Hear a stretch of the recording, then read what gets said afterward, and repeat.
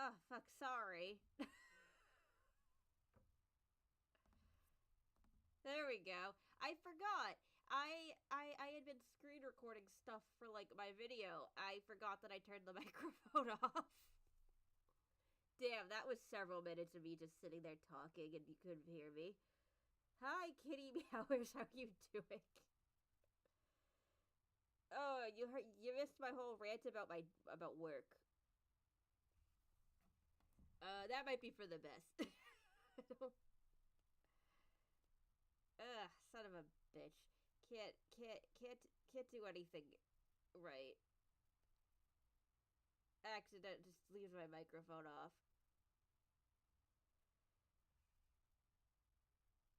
Ugh, okay. I'm gonna start in like a second. Maybe. I don't know. I think I tweeted this alright, right?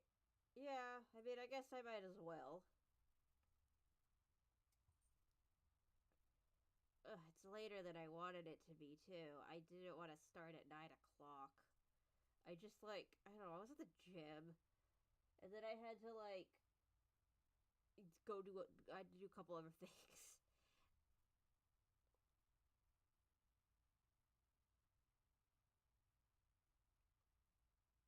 Ugh, oh well.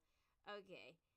Yeah, so I guess I should probably get this going. In case none of y'all were here for the last one, I fully intended on I fully intended on doing this all in one stream, and it went on for like 3.5, 4 hours, and I did not finish it, obviously. I'm not even sure if these are all entirely like the way I was trying to keep these arranged was the order that I watched them in, but when you like import them into the tier list maker, it does not keep them in order. So and also it got I accidentally deleted this after the last stream, so I had to recreate it. I'm sorry. I had to I had to recreate it. So I this so yeah, these all had to get imported again. They're definitely probably not in the right order, but that's I guess that doesn't really matter that much. It is gonna bother me. Like, okay, these two I saw like right next to each other, and that was way after I saw. That was like the end of the year. uh.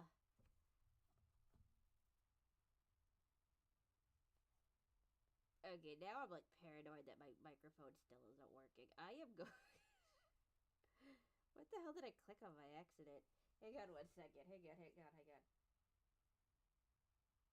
Okay, it is. It's working. Okay, that's all. I just needed to check that. And I feel like there was one that I saw that I was supposed to. Where's the dog? Where's the? I called them Bob Dylan. Where's the Bob Dylan movie? Okay, that's supposed to go on the end. I think it was like here, and I mean, I guess the order for the rest of them doesn't really matter that much. I don't remember if Smile 2 came out before Terrifier 3. That was close enough, I guess. So anyway, welcome to the live stream. I am going to, we as a family, as a collective, are going to, try to do this freaking tier list because I need to know what my top 10 and what my bottom 10 is. I had to recreate this, and I did admittedly rearrange it a little bit. I not much. Speak No Evil got moved down. I do not like that movie. It might even end up as the worst one. Except I think I hate Afraid even more. Maybe. I don't. I think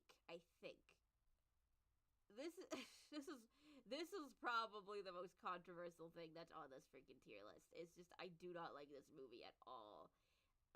And I also moved Late Night with the Devil up a little bit. I just think it's more memorable than immaculate.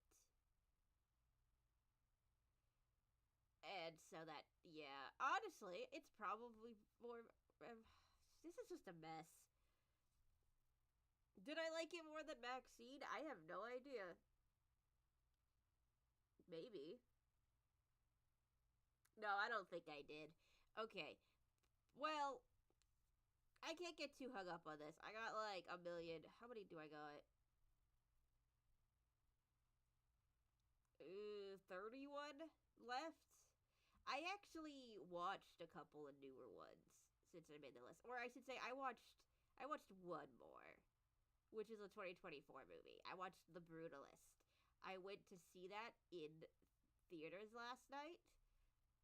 It has an intermission. I was so excited. I got to go to the bathroom because I was like, dude, I'm gonna have to leave this movie at some point because it's 3.5 hours, and I have to leave movies sometimes to go to the bathroom when they're only an hour and a half. So I was like, dude, I'm gonna have an issue with this. And then there was an intermission. It was the greatest gift that they could have given me. Great. I'm not really talking about that one yet, but yeah, I saw it last night. I drove in a blizzard to see it like an idiot.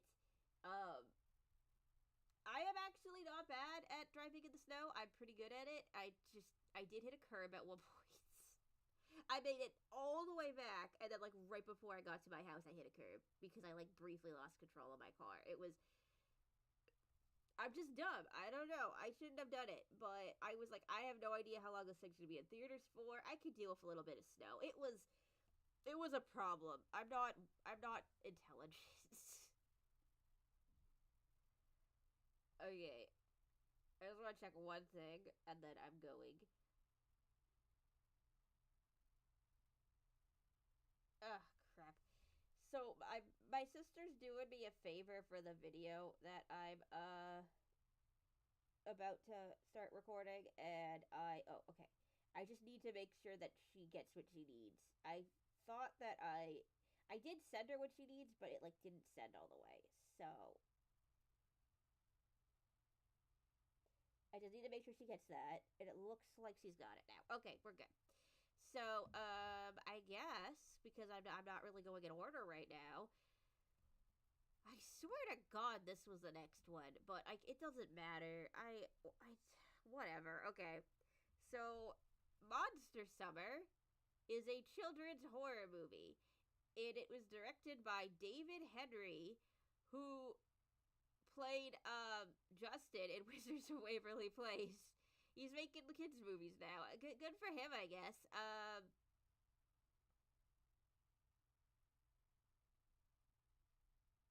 I'm sorry. I'm just like looking at this. It's like I thought there was more under C. I could be wrong about that. That's all right. Watch. I'm gonna accidentally do ones that I already ranked and like not even realize it. It is entirely possible. I don't think so though, because I had the foresight to take a screenshot of this after the last stream, and I more or less recreated it. So I just obviously I moved a couple things around, but I don't think so. It's what the fuck. Anyway, I'm looking at C because that's where this is gonna go. It is a perfectly fine kids horror movie. It's not really for me because I'm not a kid. Oh, sorry. Hold on 1 second. I gotta close the door.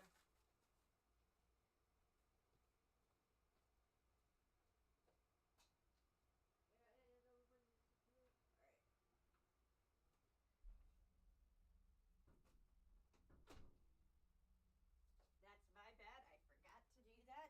The furnace is very loud sometimes, and I'm in the basement. I know. I'm hoping you can't hear that now that I closed the door. Maybe you couldn't have even.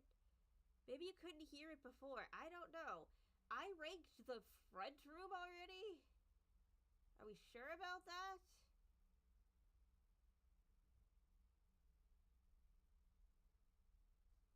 Ugh, I'm never gonna get going because I'm all hung up on like. There's about like the fact that I had to redo the tier list because I'm dumb and it got deleted by accident. Yeah, I guess I did. I guess this was only one thing. Okay, I guess we're good. Okay. Okay, so Monster Summer. I just said it's a kids horror movie. It wasn't, like I said, it wasn't really like my thing. It was, it's for kids. I will say that the kids in my theater were like fucking terrified. Like they were like screaming at one point. There was like, if I remember correctly, it was a jump scare. I think I think that's what it was. It was a jump scare, and like every single child in the theater, which was actually a decent amount of kids, like screams. Like that, there was like distressed children in this theater. I remember some kids like walked past my seat like after the movie. Um, after the movie, I stayed like an extra minute because I don't know, like the credits were animated. I wanted to watch it for like a minute, and I heard them going like, "Oh my god, like that was so scary." So like if you have a child who you're trying to get into horror movies, it might be good. It wasn't really my thing, but like it was fine. I was a little surprised that it how dark it got. Like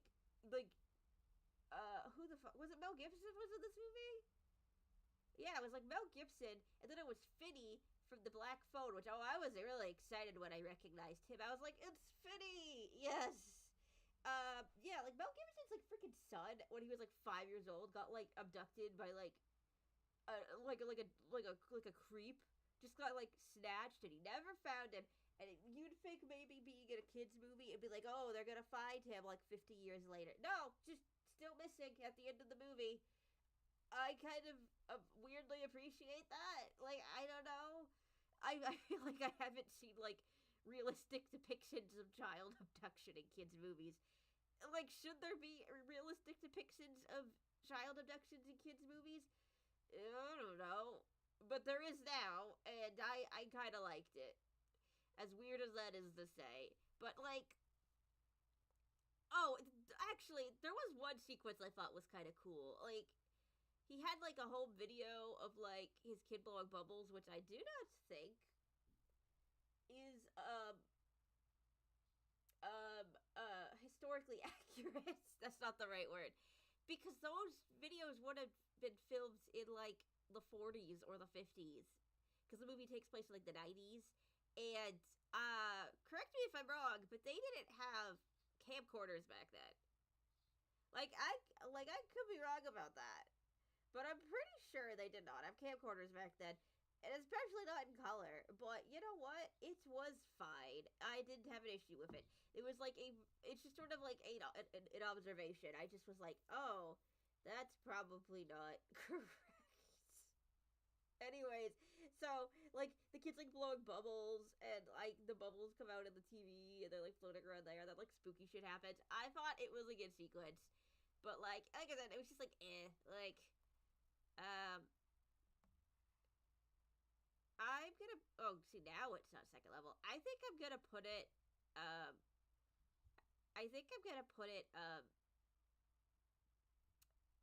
it's no. Okay, hang on. Wait, it's just gonna start moving down now. Yeah, you know what? You know what? I think this is good because I like it as a kids movie. I like it better than the Garfield movie, but it's not any better than these.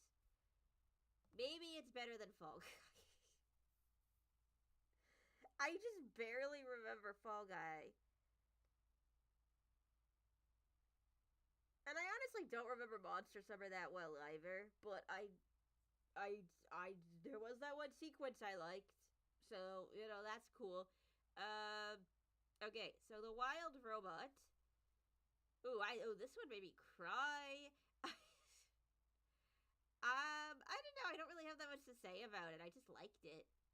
I I thought it was good. I don't know.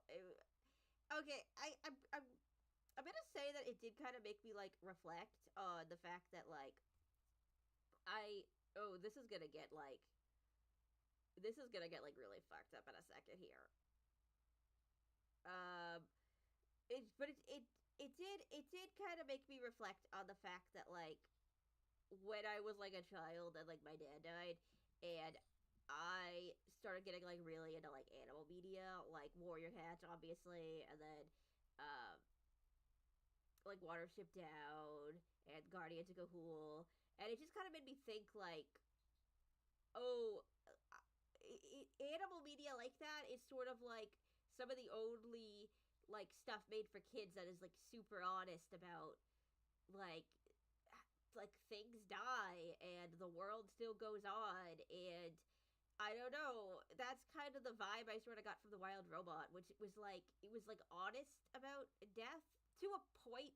Like one thing that did kind of bother me was like they were very brutally honest about the fact that like nature is brutal and things are gonna kill other things and all that. But then there's like a scene where they're like all huddled together for the winter, and it's very kids movie. It's like, oh, we're all gonna like be nice to each other for the winter, and then they're all buddy buddy after that. And like I didn't love that considering how like honest it was about like the brutality of nature before that point. But like it, I guess it didn't bother me that much. There is a lot of jokes about dying in this thing. There's like a lot, and I don't know. I have a very dark sense of humor, so I definitely kind of enjoyed this. Um, so I don't know. A maybe. I think A's good. It's like I don't know where in A. Maybe here. Actually, yeah. I think that's good. I think that is good. Okay.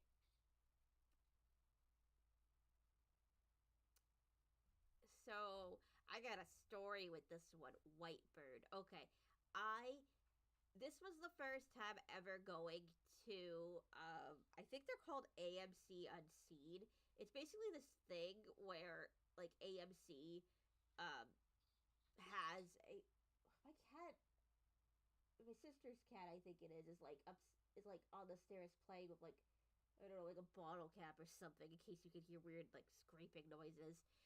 Anyways, so the AMC Unseen's basically this thing where it's just like, you go to a movie and you don't know anything about it. The only thing that you know about it is the rating. So it'll tell you if it's rated R, rated PG-13 or something like that, but you don't know what the movie is. It is a movie that's going to be coming out in a few days. So if you, like, know what movies are supposed to be come out, you might be able to, like, guess what it is. But I got invited to this by my sister's boyfriend. He's a fiance now, actually. But at the time they were not engaged, so her boyfriend, I guess. And um, my sister didn't go, so we just went to hang out. We were late because I got out of work like right as this started, and then there was trailers, so I wasn't like that late, but like I was a little bit late, and it was late enough that like I missed maybe the first 10 minutes. So I missed the title, and I missed all the setup to it. So I walk in, right? And there's just like a bunch of like crying people dressed in like 1940s clothing sitting around a table, and they're just like the Nazis invaded France, and we're gonna get sent to a concentration camp. And I just went, oh no, it's a Holocaust movie. I didn't even know there were any Holocaust movies coming out. What the fuck? So, like, and the thing is it's like a pretty. I'm not like an expert on Holocaust movies. I can't say I've watched a lot of them. I've watched a few. But it was a perfectly serviceable, perfectly fine Holocaust movie. Like it wasn't based on a true story or anything. It is based off of something, which I'm gonna get into in a second because I was in shock.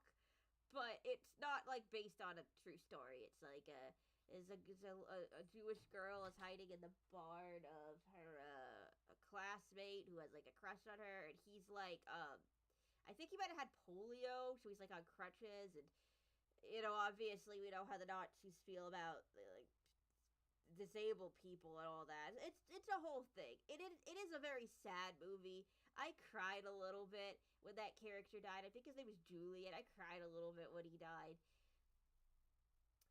But the movie gets really fucking bizarre. It's like the main character, I do not remember what her name was. Maybe it was maybe it was Sarah, I don't remember, is like about to get like shot in the head by like this like Hitler youth asshole or whatever, and then like a pack of wolves comes out of nowhere and like eats him, and then she just goes on to the next part of the story.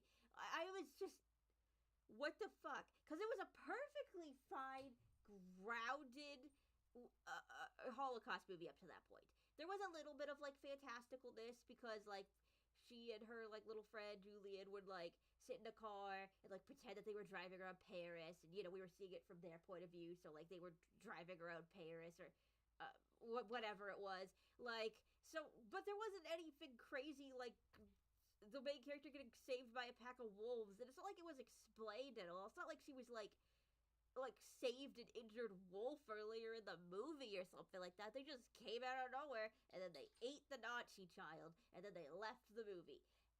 And that completely ruined the movie for me because what the fuck is that? Like what, like, I don't know. It was so bizarre. It was like total whiplash. And like I think that was after her nice little friend died too. Her nice little potentially boyfriend or whatever. Like I think it was like right after that. So it's like, oh, crying about him, and then like wolves. I don't know. I was so weird. And then it turns out that this movie, Whitebird, is a like prequel sequel thing to this movie called Wonder, which I've never seen, but it's like a kid that's got like a deformed face or something, and like I don't know, other kids make fun of him. So the bully in that movie, this is the story of his grandmother, and it's like, and he's named after the little boy with the crutches. Oh, my sister sent me the thing for my video. That's good. Sorry, I just like my phone buzzed. I just want to see what it was. Yeah, so I don't know. It's just weird. Like, what the fuck? That's like, I've never seen Wonder. I wouldn't have watched this if I didn't go to the AMC Unseen thing. I wouldn't have. Because I've never seen Wonder. I didn't really have any interest in watching a Holocaust movie. Maybe if it was like a good Holocaust movie. And like I said, it was fine. It was like perfectly serviceable Holocaust movie, and then the wolves showed up. I just, like I know it's called Whitebird, and it's because like she sees a white bird while she's hiding in the attic, and it's like her mother coming to visit her or whatever. They should have called it Wolves. Like the wolves made the biggest impact on me out of everything in this movie.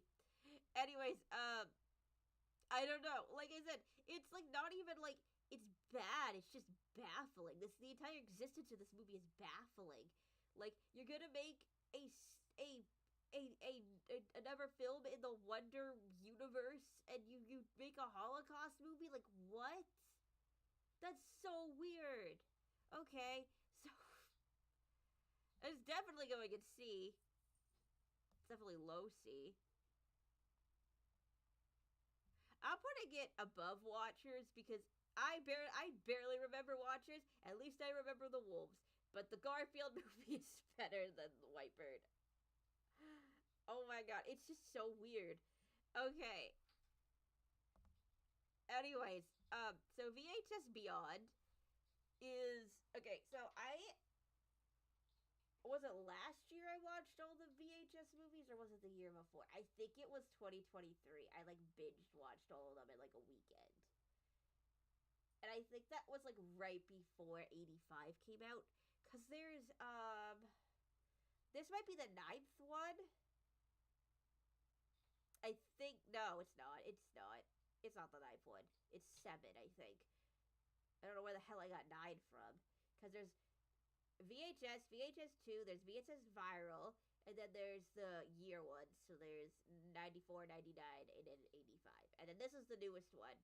And it seems like their gimmick for this one. So, well, in case you've never seen the VHS movies, they're basically like found footage shorts. Like they're supposed to be like really weird, fucked up movies that you would like find on a VHS tape. Granted, they don't really stick to that premise a lot, like, But, I do generally like them. I like horror shorts, though, and I have a soft spot for found footage. It's not really like my favorite horror genre, but I mean, I like it. Like, it's fine. I enjoy it. So, yeah, I like the VHS series. They're hit or miss, obviously. Like, everybody always talks about how just god awful Viral is.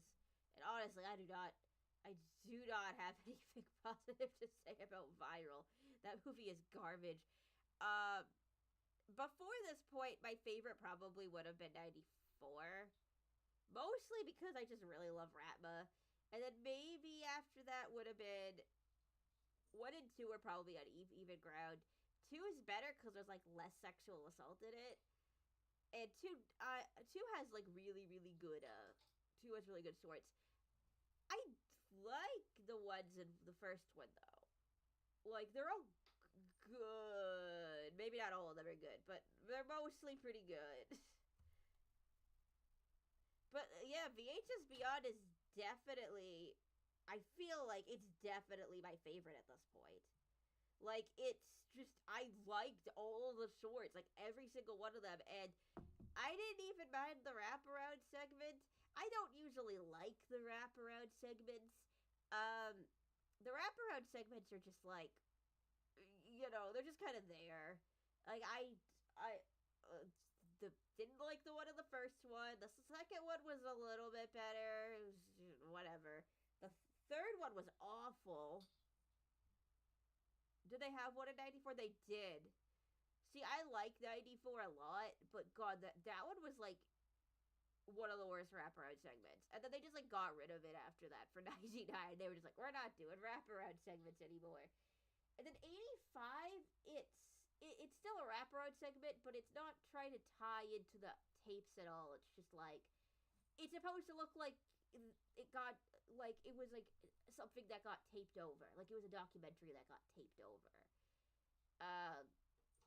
And I thought that worked really well. Like, I actually, like, my favorite wraparound segment is definitely from 85. Like, that was a genuinely really good one.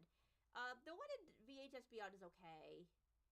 I gotta say, like, I wasn't super interested in it, but it, like, felt like an actual, like, little documentary thing that someone would put together. Like, I thought that was cool.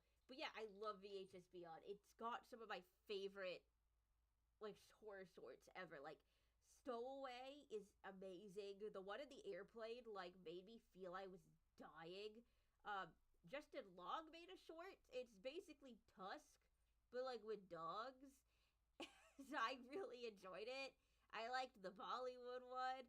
The one I liked the least was, aside from the wraparound segment, which I just don't really care about that much, but the one I liked the least was, definitely the, like, one where it's, like, the cops are going in to, like, save babies from, like, a giant alien bird.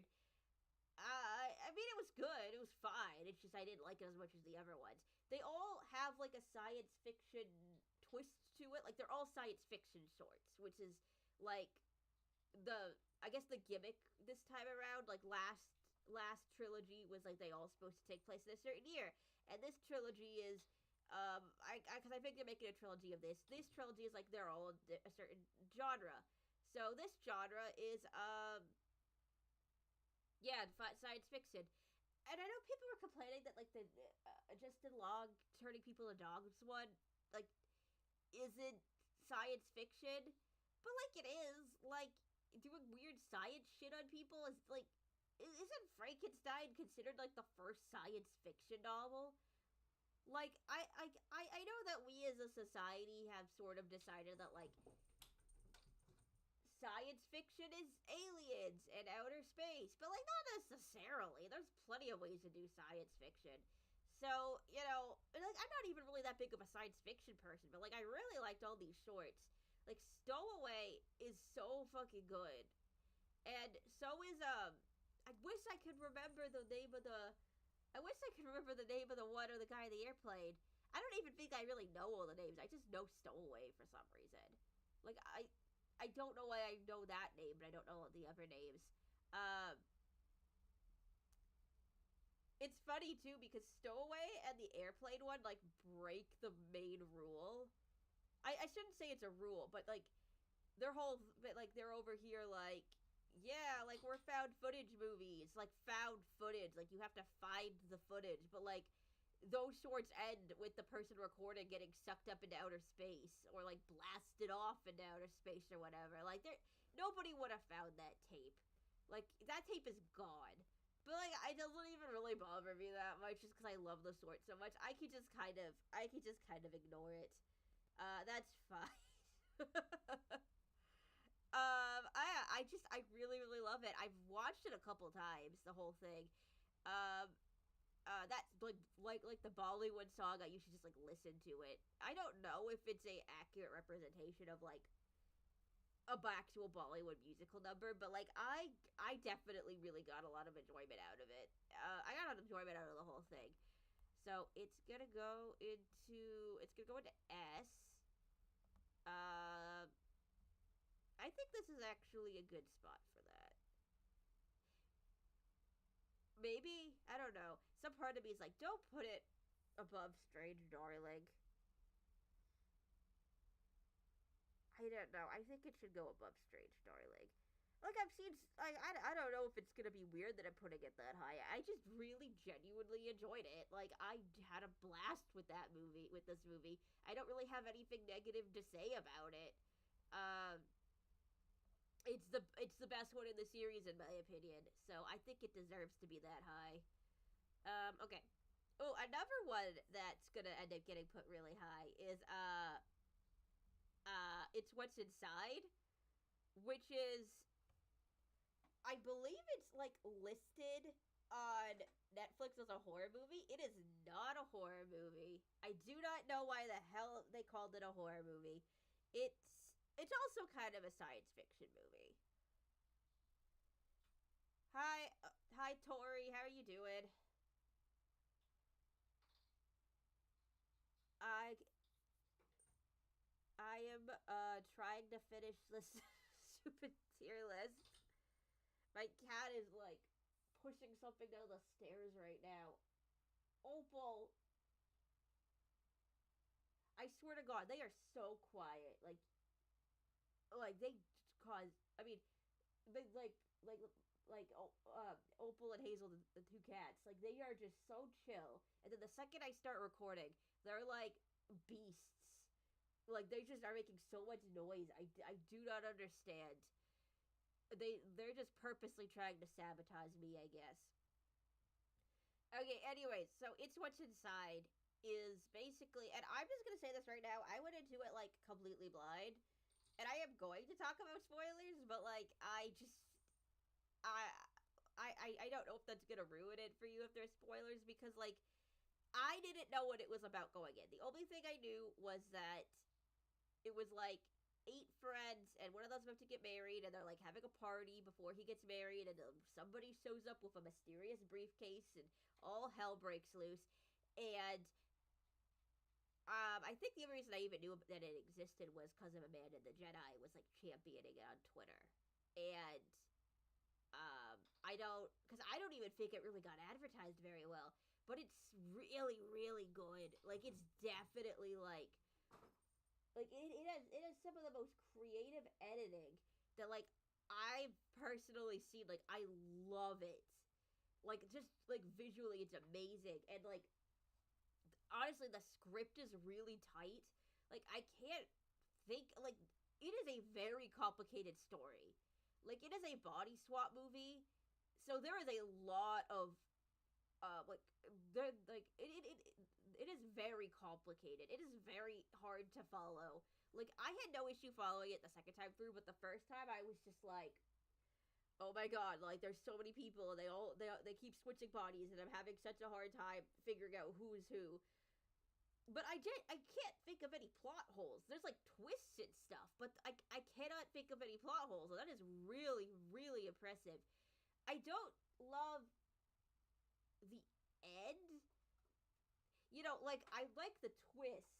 The movie does kind of go like old Midsummer at the end, where the girlfriend just takes like absolutely ridiculous vengeance on her boyfriend, like to a point that it's like I'm like I think that that's a bit much actually. I think that is a lot. But that's okay. Like it doesn't really bother me that much. You're just kind of like, oh geez, okay, girl. I guess that's what you want to do. That's fine. I've seen some people say that that ruined the movie for them. It didn't ruin the movie for me. I don't love it, but like it's fine. It's just maybe it just maybe comes off a little bit harsher than maybe they were intending. Like it feels like it's supposed to be like a good for her kind of moment, but it's like just so far out there. It's like what the fuck. You know, she gets her boyfriend like locked away for a crime he did not commit because he was a bad boyfriend. It's like, oh, that kind of sucks. But, ugh. So, this is also going in S. It's going like maybe here. You know what? I actually think I am gonna move Strange Darling above it. I don't know why. I just feel like these two need to be like next to each other. And I definitely think I think Strange Darling is a better movie than VHS Beyond. But VHS Beyond is also like, I don't know. I mean, it is kind of hard to compare them. Like they're two entirely different movies. But yeah, I mean, I guess this works. Um. Okay. So actually, I watched Terrifier 3 first. I remember that specifically because I saw these movies like maybe a week apart, and I remember that in both of them, I was sitting next to a child. Like I was there opening night for both of these movies. Like Terrifier 3 especially. I was there like on the Thursday it came out. Like not even the Friday, like the Thursday. Because like of course I was. And I was sitting next to like a 12-year-old or like a 13-year-old. And Smile 2, I was sitting next to like I swear to like an 8-year-old. And like the kid in Terrifier 3 was totally fine. Like he was with somebody that was definitely not old enough to be his parent. I kind of like to imagine that like it was like an older brother and he was like, "Yeah, Mom, I'll go take little Timmy to go see the Wild Robot," and they were to go see Terrifier 3. But the kid was totally fine. It was awkward because there's like a masturbation scene in Terrifier 3. And I was just like, oh my god, I am sitting next to a kid. Oh my god. he was fine. The kid in Smile too was not having a good time in the slightest. He was like, uh, every time I kind of looked over, he had like his head buried in his mom's sleeve, and occasionally he would say something like, "Oh wow, that would be really bad if it happened in real life." And I also remember him saying, "Wow, I knew this movie was gonna be scary, but I didn't know it was gonna be this scary." It's like, oh my god, oh no. I support kids' rights to like go to horror movies and watch horror movies if that's what they want. Like whatever, like you do you. But like I don't think that kid was having a good time. Like, oh, I hope he wasn't too fucked up by that. The kid in Terrifier 3 was totally fine though. Um anyway, so that's I don't know, that's why I remember that I saw Smile too after, because I remember when I sat down in the theater and like a kid sat next to me, I was like, no way, it's happening again. But okay, so Terrifier 3, and I'm not gonna say too much about it because I am planning at some point to make a video on it. But I am going to say that it did one thing. I liked it overall. I like this movie. I think it's good. I think it's a good entry in the series. But it did one thing that I hated, and I still hate. I've come to terms with it. I've come to accept it at this point. And I've even been sort of thinking of ways that, like, it could be used in a clever way in the future. Maybe clever's not the right word, but, like, it could be used well.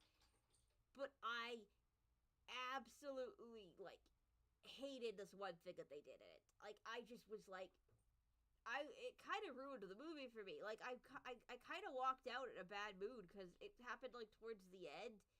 Um, I said I'm not gonna spoil too much just for this one particular movie because like I'm gonna be talking about this more in depth maybe or like later this year. But like like a character like a character got killed off screen and it was a character that should not have been killed off screen. I'm not mad that they killed the character. It's a Terrifier movie.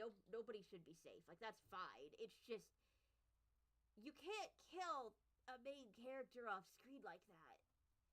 Like it is absolutely no wonder that there are like the vast majority of people I would say that I've come across like 110% think that that character's not actually dead and is going to come back in the next movie.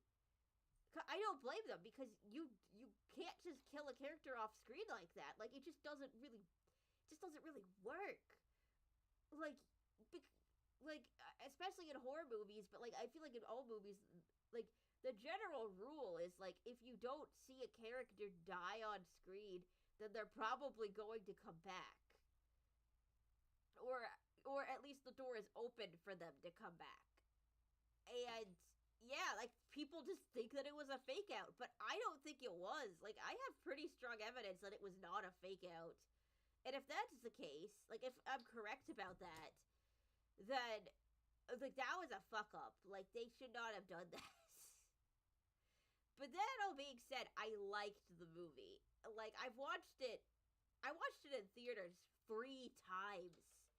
That is the only movie on this list that I've watched, I think, 3 times. I've watched chunks of some of them, like more than that, but I went to I went to a movie theater and sat down to watch Terrifier 3 times. Like I obviously enjoyed it. Just that one part is just I can't even believe. It is a lot more like extreme than a lot of the other entries in the sense that like the gore is ramped up and like there's like actual sexual stuff in this movie. Like there are sort of like arguably sexual aspects to the first one a little bit, but like not really. Like it wasn't intended. There's like straight up like sex and masturbating in this movie. So that's new. I don't really have much of an opinion on it. It was just kind of like, oh, like, okay, we're taking it there. I don't even know what the hell Opal was playing with. Oh my God, I just want to go.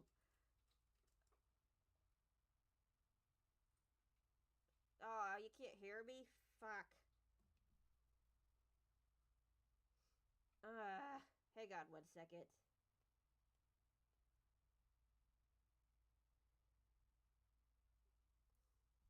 Did I just like not put it up enough on this?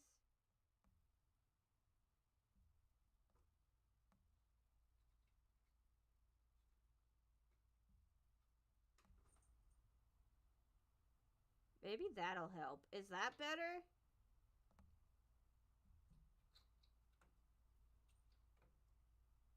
What is I am so fucking bad at streaming. What the hell did I do last time? It was fine last time, I think.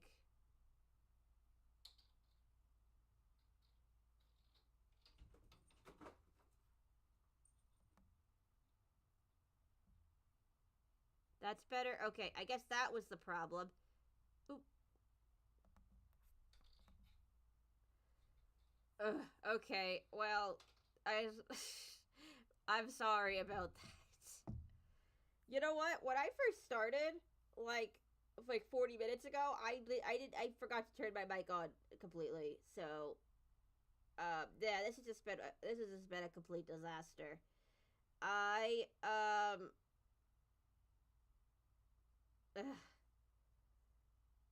whatever. It's fine.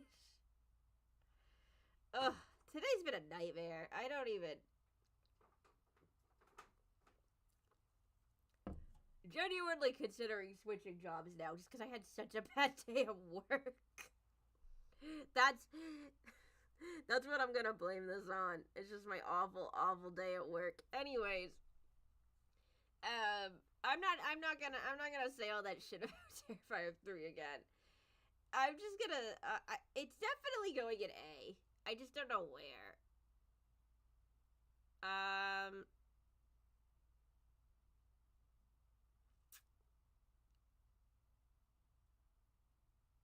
like I'm looking at A now, and I'm like, I want to rearrange this a little bit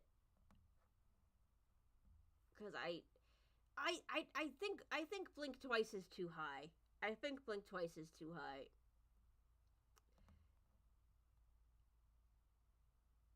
Like, mm, mm.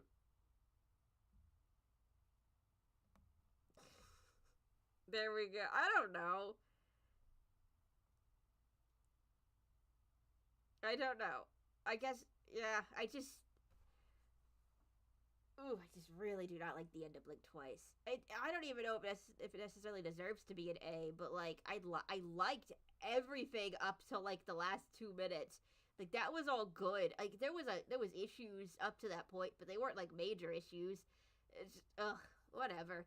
Terrifier 3 is gonna potentially go. Did I like it more than Long Legs? I don't know. Yes? I saw Long Legs in theaters twice too, but that was mostly I saw Terrifier 3 times. But I saw Long Legs multiple times in theaters too, but that was mostly because the first showing of that I was at such a bad angle I couldn't see anything. But yeah, I guess this is probably good. I do. Yeah, because I don't want to put it above the Wasp, but I don't want to put it above I Saw the TV Glow. Does this mean it's gonna be in the top 10 as of like right now? 1, 2, 3, 4, 5, 6, 7, 8, 9, 10. It's like it's number 10 right now. I almost kind of feel like I Used to Be Funny should be higher though.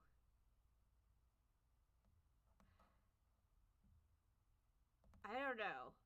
I just like looking at it. I'm like, I think this needs to be higher than Long Legs, but like, do I want it to be higher than Terrifier 3? I don't know. Maybe. Smile 2 is I think also gonna go in A. Um, it's either gonna be like an A minus or a B plus. I have a lot of mixed feelings on the Smile movies. My my friend Emily, who you might know because she's been in a couple of my videos, in being like, you go back to some of the Warrior Cats videos, see like red lines, and also the Return to Nukem High video. I did record her like reaction after we watched the movie, where she was like, "I hated that movie. I'm traumatized. That was the worst movie I've ever seen." And then she like, like covered her like was like covering her eyes in different ways. Like she watched Smile, and it was like the most traumatizing movie that she'd ever seen in her life. Like that movie like deeply scarred her. And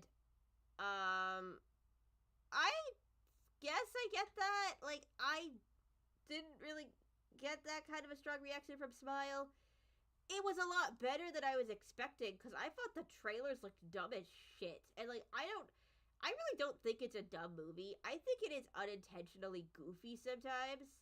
Like the first movie, there's like a scene where she's like talking to like her therapist, and then it turns out that the therapist was actually the Smile demon, and then the demon starts like talking to her in like a really deep pitched down voice, and it's just so goofy. Like that like ruined that scene for me. I didn't think that the birthday party scene was goofy. I've I've seen people say that that scene is like really funny to them, but like that scene makes me so anxious. Like even taking away the whole thing with the cat, it's just like I just something about that scene makes me anxious. It's everybody's gonna horror is subjective. I can understand why somebody would think that the Smile movies are goofy.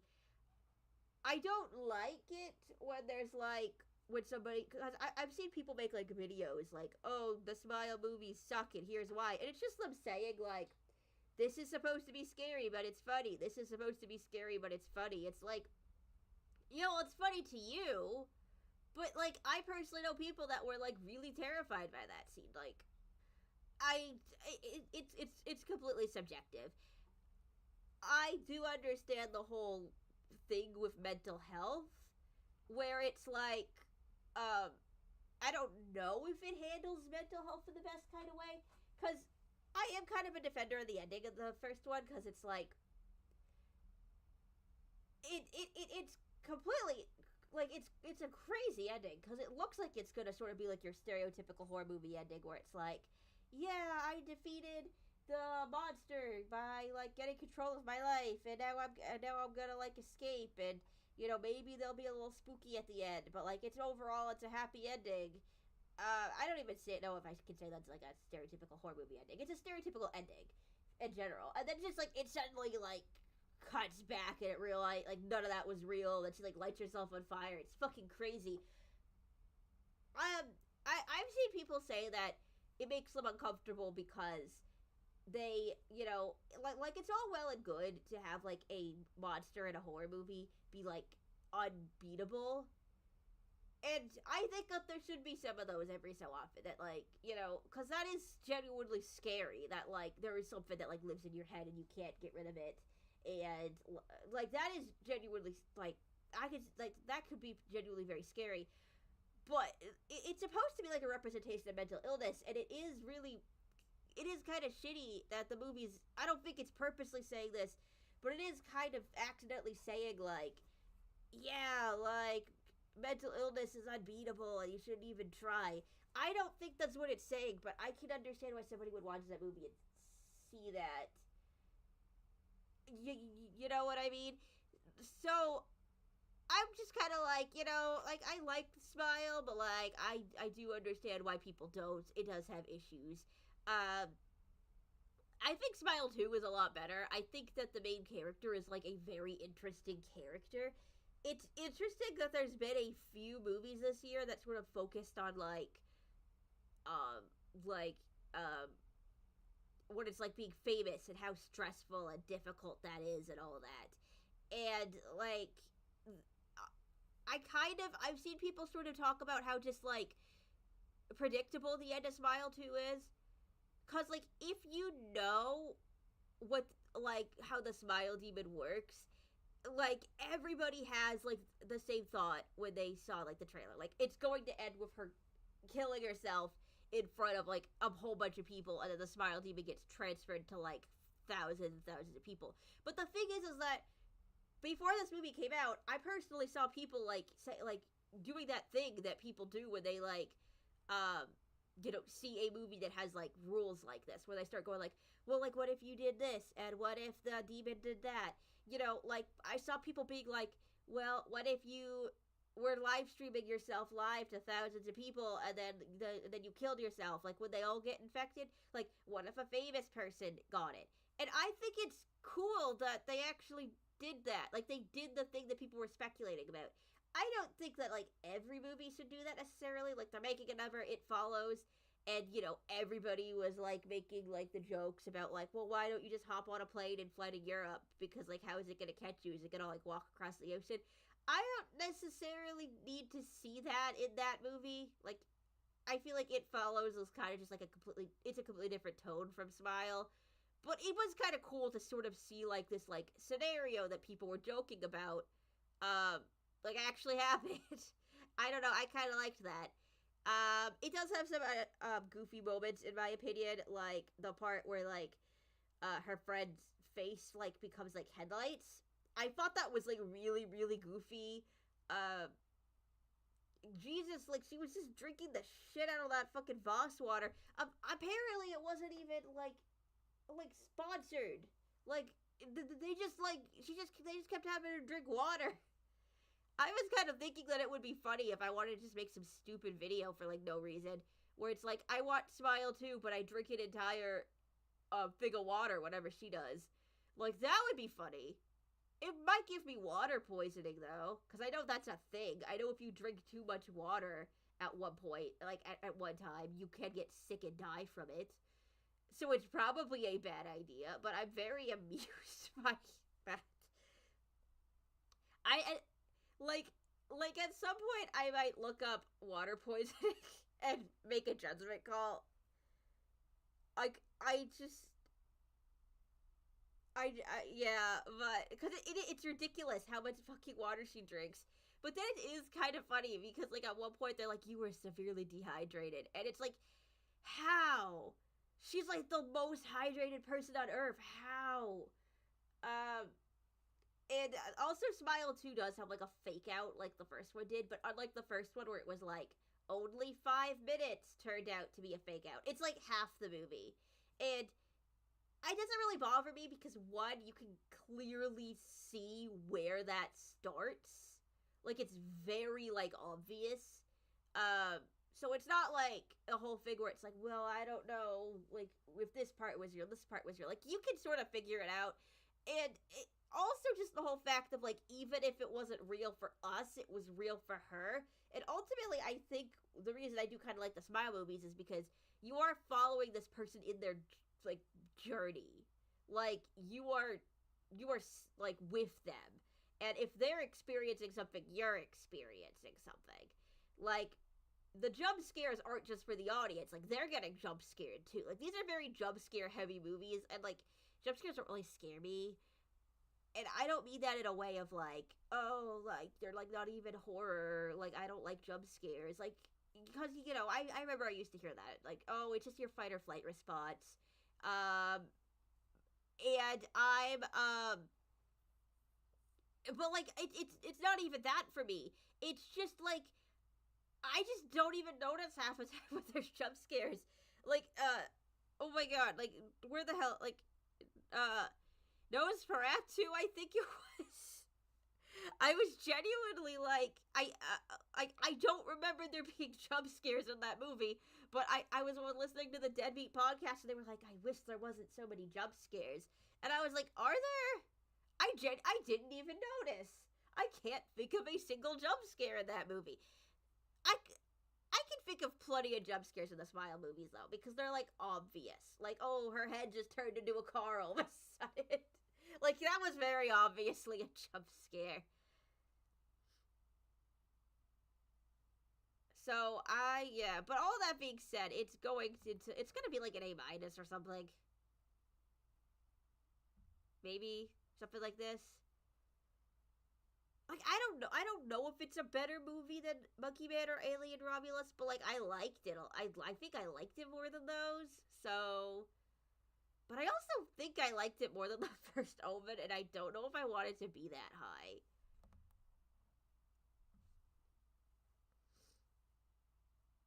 Hi, how's it going? Welcome to the live stream. My my audio was bad up until like 10 minutes ago, so you came in at a good time. Um, yeah, you know what? I think I'm gonna leave Smile 2 right there. I might put it above Cuckoo too. I like I was like, oh, it's definitely an A-, and then I'm just like putting it above all these other movies. But I'm not putting it above Thelma. Oh, I'm starting to. I'm wondering if A Quiet Place Day 1 is too high. I can't keep doing this. I can't just keep moving stuff around like this. Like I am not going to accomplish anything. Like we're just gonna be here forever.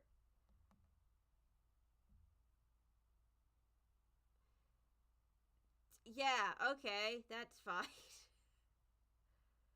I guess. Okay, we're moving on. This will be quick. Mousetrap is just bad. Mousetrap is worse than it's worse than Afraid. I do not like it. It is an awful fucking movie. It is the worst one out of the like turning a childhood property in the public domain into a slasher movie. It is the worst one. It is worse than Woody and Pooh Blood and Honey. Woody and the Pooh Blood and Honey was, did that come out last year? Did that, no. I think that was 2023. That was my least favorite movie of 2023. Like it was so fucking bad. Oh, sorry. When I say last year, I yeah, no. I'm too tired to be doing this. Yeah, well, last year I guess is 2024. But yeah, it was a 2023 movie. It was my least favorite movie of 2023. I guess actually since I bring it up, I'll do the I'll do the sequel. Winnie the Pooh, Blood and Honey 2. It is way better than the first one. It is so bad. Like, well, it's no. I'm sure the first one is so bad. This one is okay. And I know that some people don't like it because it's just okay. Like they think that the first one's funny. I didn't actually think the first one was that funny. I just thought it was terrible. Like, but I mean, I can understand why people think that movie's funny. I'm not mad at it. I just I don't want to say I liked Winnie the Pooh 2, but I kind of did. Here's the thing. It has the exact same plot as the Five Nights at Freddy's movie. Like, it is shocking how similar they are. And I think I like Winnie the Pooh 2 better than the Five Nights at Freddy's movie. And I know that's the most I know it's the most batshit thing to say. First of all, I did not like the Five Nights at Freddy's movie. I don't know if I've ever stated that anywhere. I did not like that movie. I was actually very excited for it. And I went there opening night. I went there in costume. I kind of threw together a Foxy costume. And I didn't like it. It was very disappointing. The screaming children in the theater liked that movie. I didn't. I'm honestly kind of thinking that the reason I like Winnie the Pooh 2 more than the Five Nights at Freddy's movie is just literally because I went into the Five Nights at Freddy's movie expecting to love it, and I didn't. So I was deeply disappointed. Whereas this one, I was expecting to hate it, and I didn't. So the fact that I had such a that I had a positive response to this movie and then a negative response to the Five Nights at Freddy's movie, they probably balance out, honestly, as being of somewhat similar quality, in my opinion. I mean, the Five Nights at Freddy's movie has way better effects. I understand that objectively the Five Nights at Freddy's movie is better, but I kind of like this one more just because it pleasantly surprised me. It's weirdly meta. It kind of hand waves the first one away as oh, that was just a movie that's in this universe that's based off of the Slaughter, but it wasn't actually the Slaughter. It's just a really shitty movie that somebody made really quick to exploit the victims. That is crazy. But you know what? I kind of respect that this isn't. I was wondering when I started watching it, I was this is not lining up with the first one. I can't even remember specifically what it was. It was oh, I think it was Christopher Robin just never mentioned the fact that he had a fiance or whatever that died, and I was just we're not gonna mention that. You're not sad or anything, and it's no, because she didn't exist. That was just a fictional movie in this universe. That is weird. That's weird, but it's wild, and I kind of like it.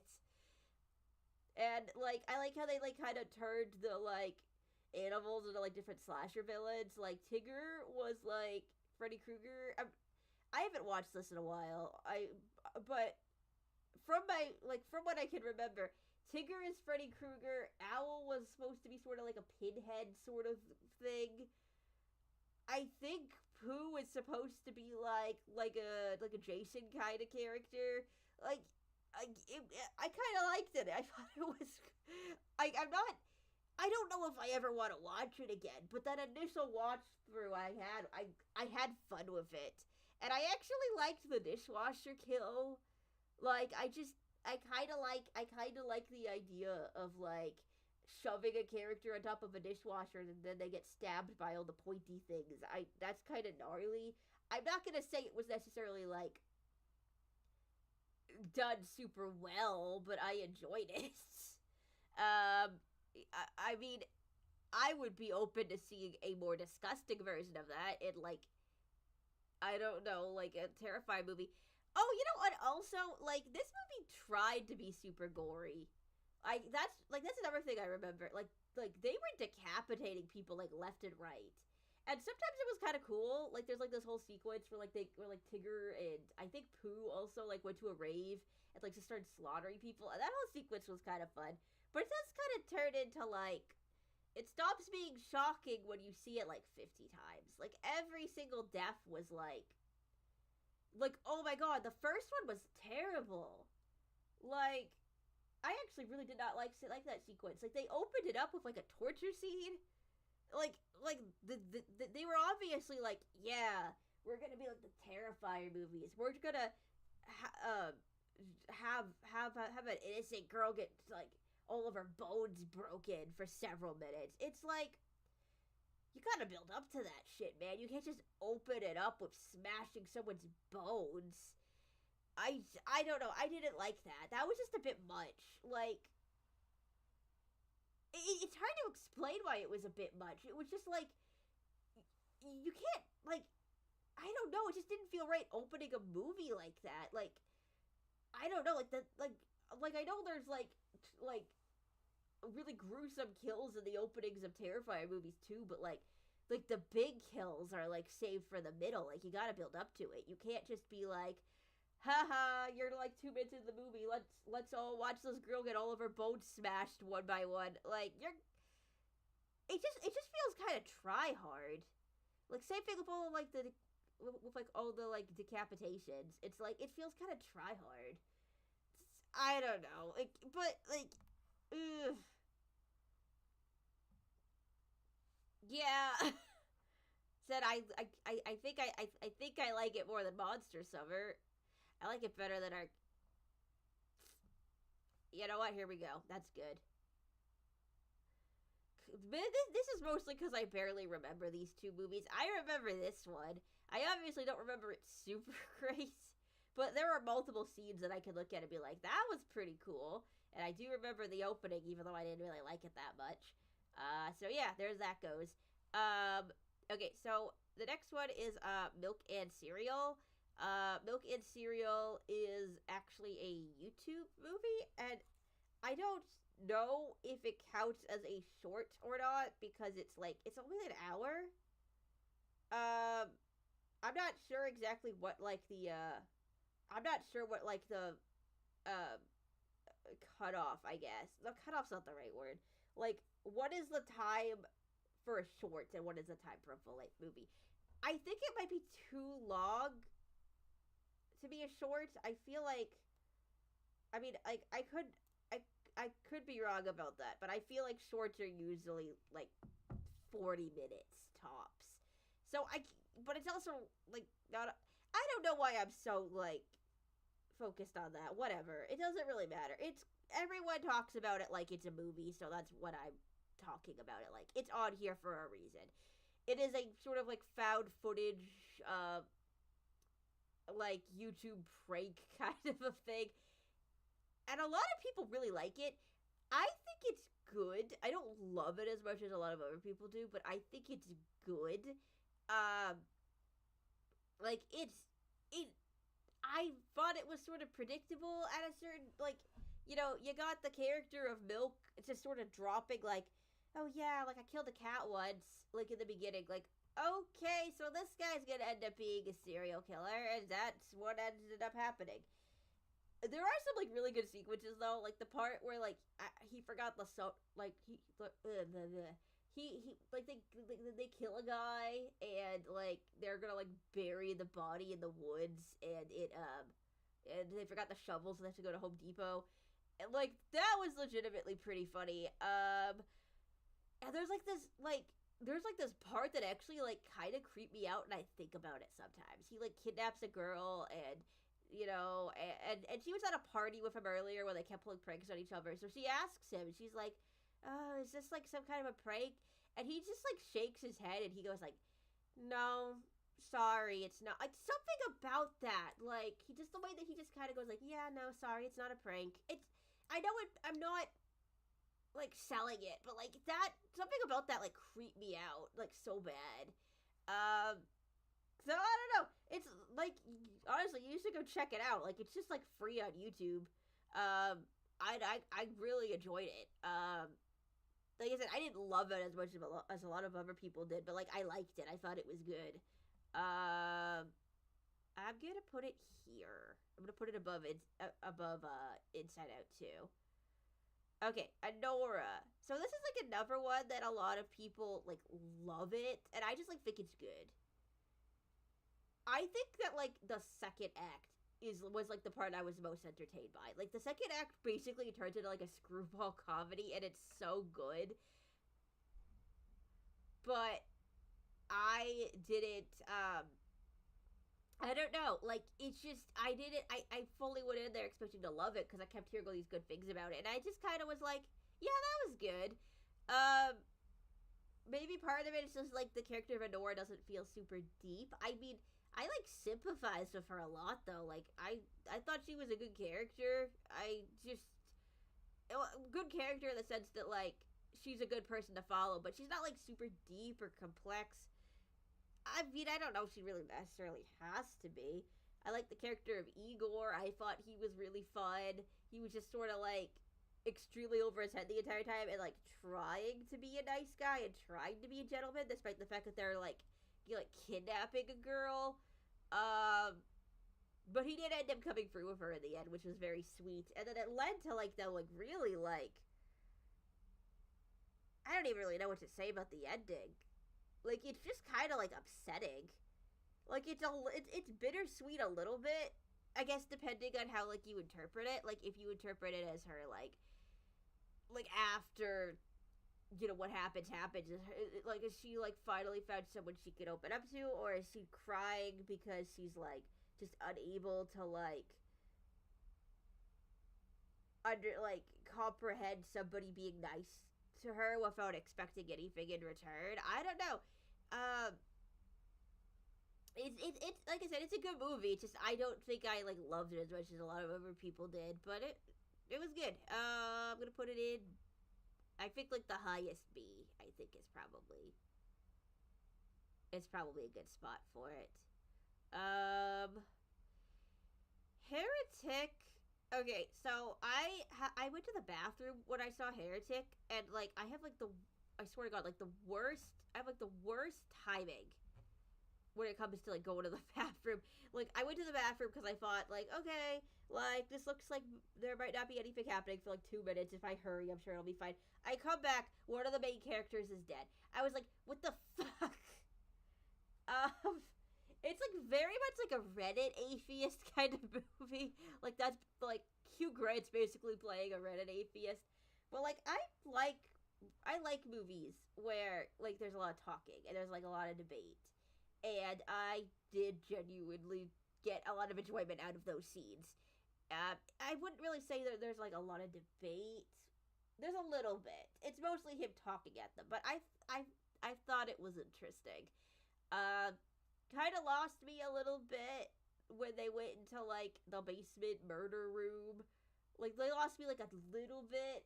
I I I don't know. I was expecting it like to be more of a Saw like thing, right?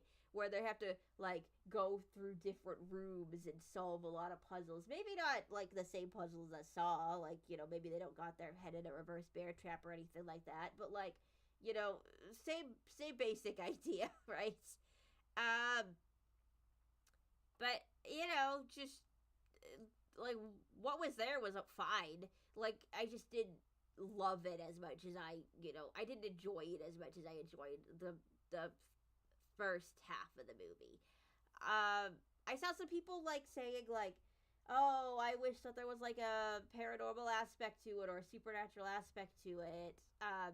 Which is funny because people were saying the exact opposite about Longlegs. They were like, "I really wanted this movie to be a grounded in reality police procedural." It's like, and you know what? Like, you're asking for a completely different movie. Like, this movie is not meant to be supernatural. Longlegs is not meant to be grounded in reality.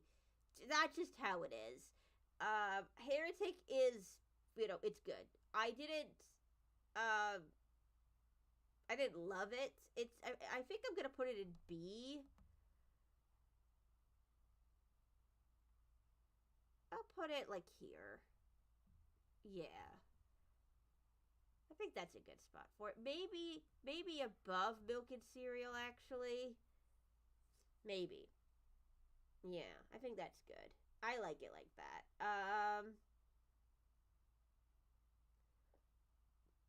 Okay, Conclave. So wait, hang on. Before I go any further, so I did a triple feature where I saw Conclave I saw first, and then Saturday Night, and then We Live in Time. So I saw these three movies in the theater on the same day. Uh, I remember in between, I think Saturday Night and We Live in Time, I had gone to McDonald's because I had like a couple hours and I was hungry because I don't really I don't really eat movie snacks. Like I bring like stuff in sometimes, but I don't know. I was just hungry, so I was sitting in my car and I was eating McDonald's, and I remember I was wearing my Terrifier 2 shirt. Some some like what I assume are Jehovah's Witnesses like came up to my car and like pressed their faces against the window and asked me to come to church with them, and I was just like, "Excuse me, like what the fuck?" There's literally like Jehovah's Witnesses that like roam the movie theater parking lot, like at the theater I go to. Like they just like they have come up to me like a couple of times and are just like, "Hi, like we're from the blah blah blah church. Like, would you like to like join us this Sunday?" And I'm just like, "No, what? Go away." I'm more polite than that, I think. But yeah, I don't know. Like what? Like they're hanging out in parking lots now. I anyways. So I remember I told my mom I had watched Conclave, and she like looked at me for like a really long time, and she was like, "That's not a horror movie." It's like, yeah, you're right about that. It's not. I watch stuff that's not horror movies sometimes, believe it or not. Um, so Conclave was really, really, really good. I liked it a lot. I wasn't sure if it was based on a true story or not when I started watching it, and then at some point, like at the end, I was like, "Oh, it's definitely not," because I would have definitely heard of this. Um, it's Pope drama. It's what it is, or I should say, like, it's cardinal drama, right? Because they're trying to pick the new pope, and it's like a whole thing, and it's like just watching like juicy Pope drama, and it's shot beautifully. It's good. I like this movie. It's good. Um,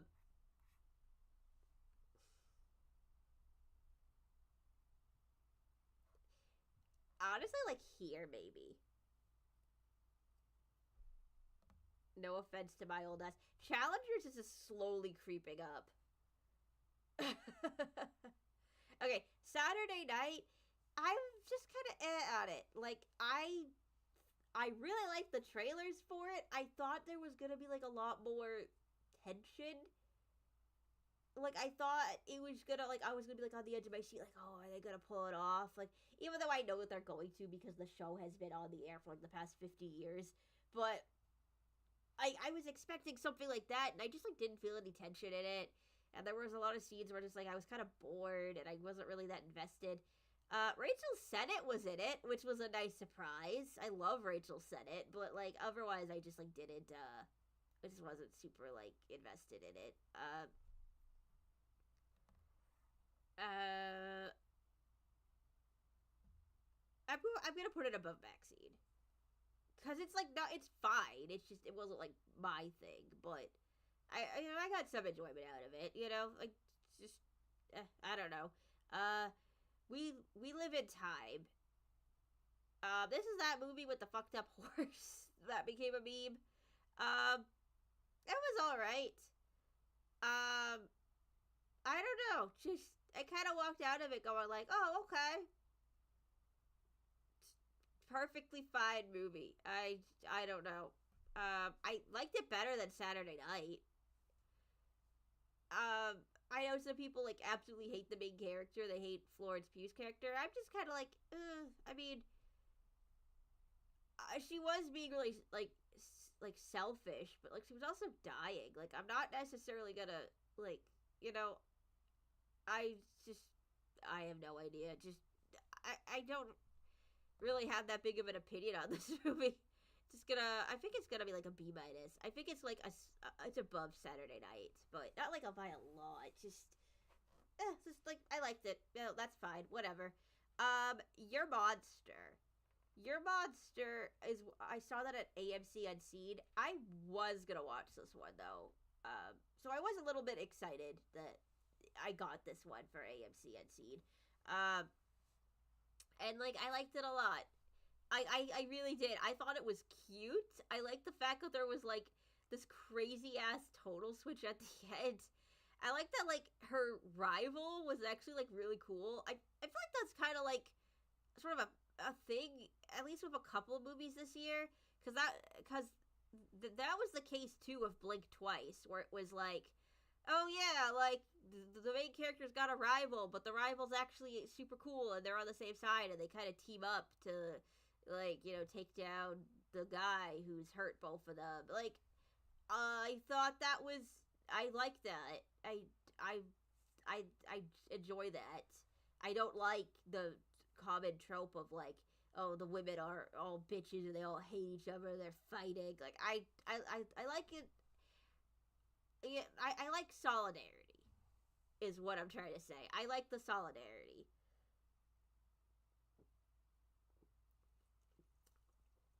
All right, took a quick sip. So I want to put it in A.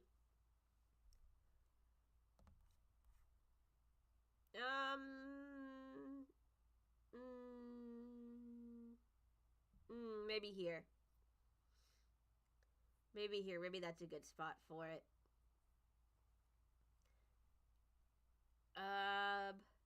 Yeah, okay. Memoir of a Snail. I'm not gonna like linger on this one too much. It's a good movie. It's really, really good. I got trailers for it so much. And granted, I go to the movies like a lot, but I'm always so surprised when like people haven't heard of it because like I got so many trailers for it.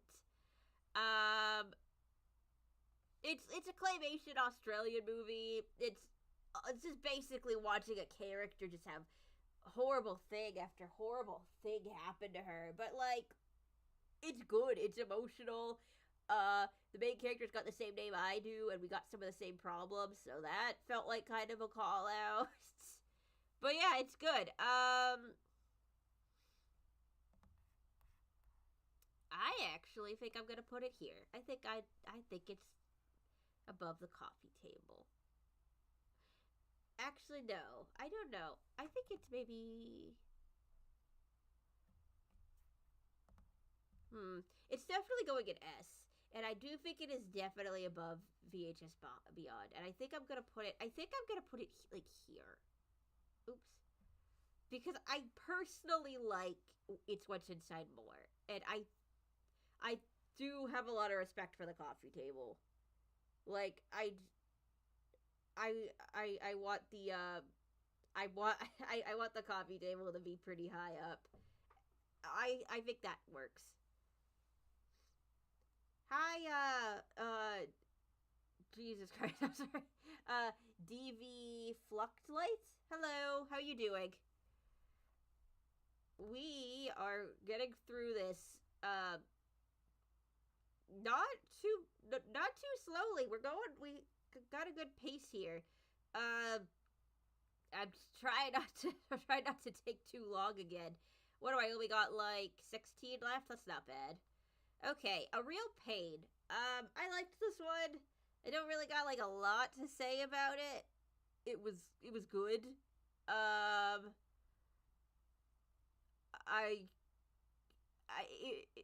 I kind of I do remember I teared up a little bit at a couple points. I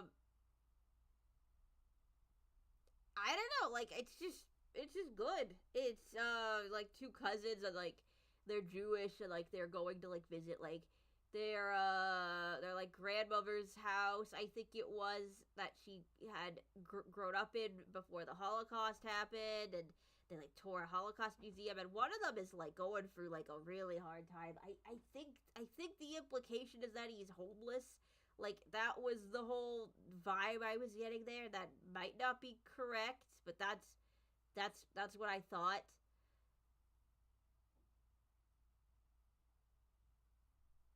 Oh, you want to see the movies I've got on here so far? Yeah, there's a lot. I watched like I don't know, 85, 90 movies that came out last year. There there's a there's a lot. This is oh god. Okay. Um I don't know what the hell was I saying about this. I don't know. It was just good. Like I don't really have a lot to say about it. I enjoyed it. Um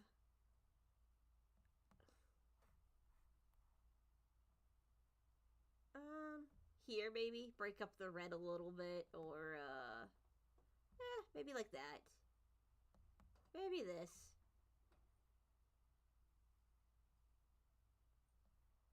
Okay, so I'm obviously being extremely positive because I got a lot in the A category.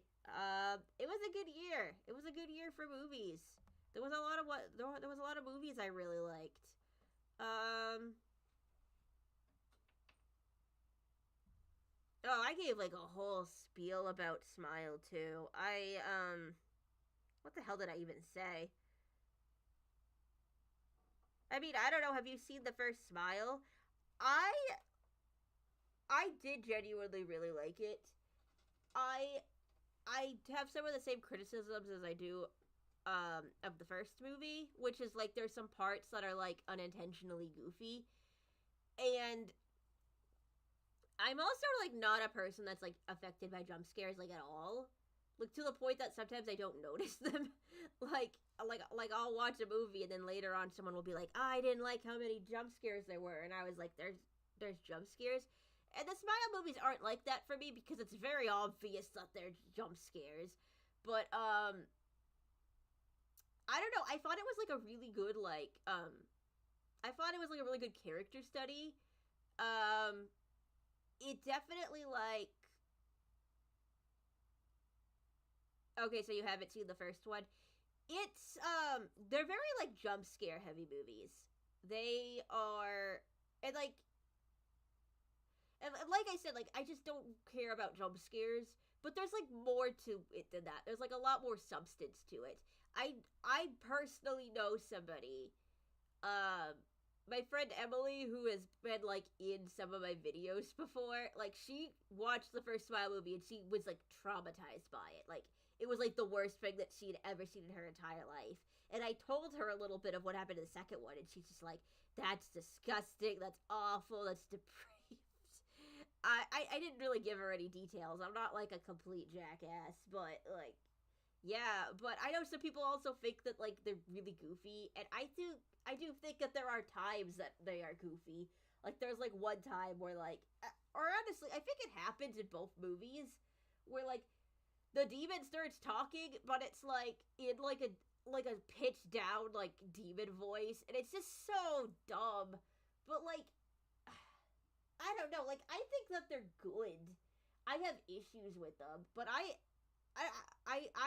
I am genuinely really excited to see if they do a third one. I think that they should because the way that the second one ends is it's basically like an apocalypse event. Like if you know how the demon functions, it's basically an apocalypse event, and I would love to see like what that looks like.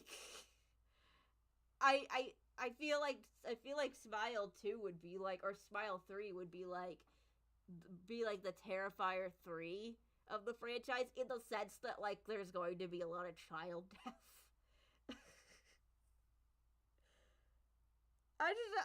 I don't know. It's definitely better than the first one. I liked it.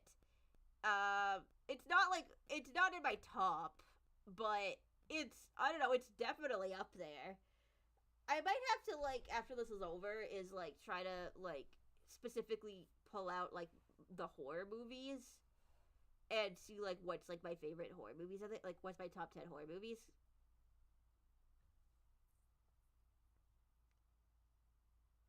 Yeah, Smile is more like it definitely is a lot more psychological.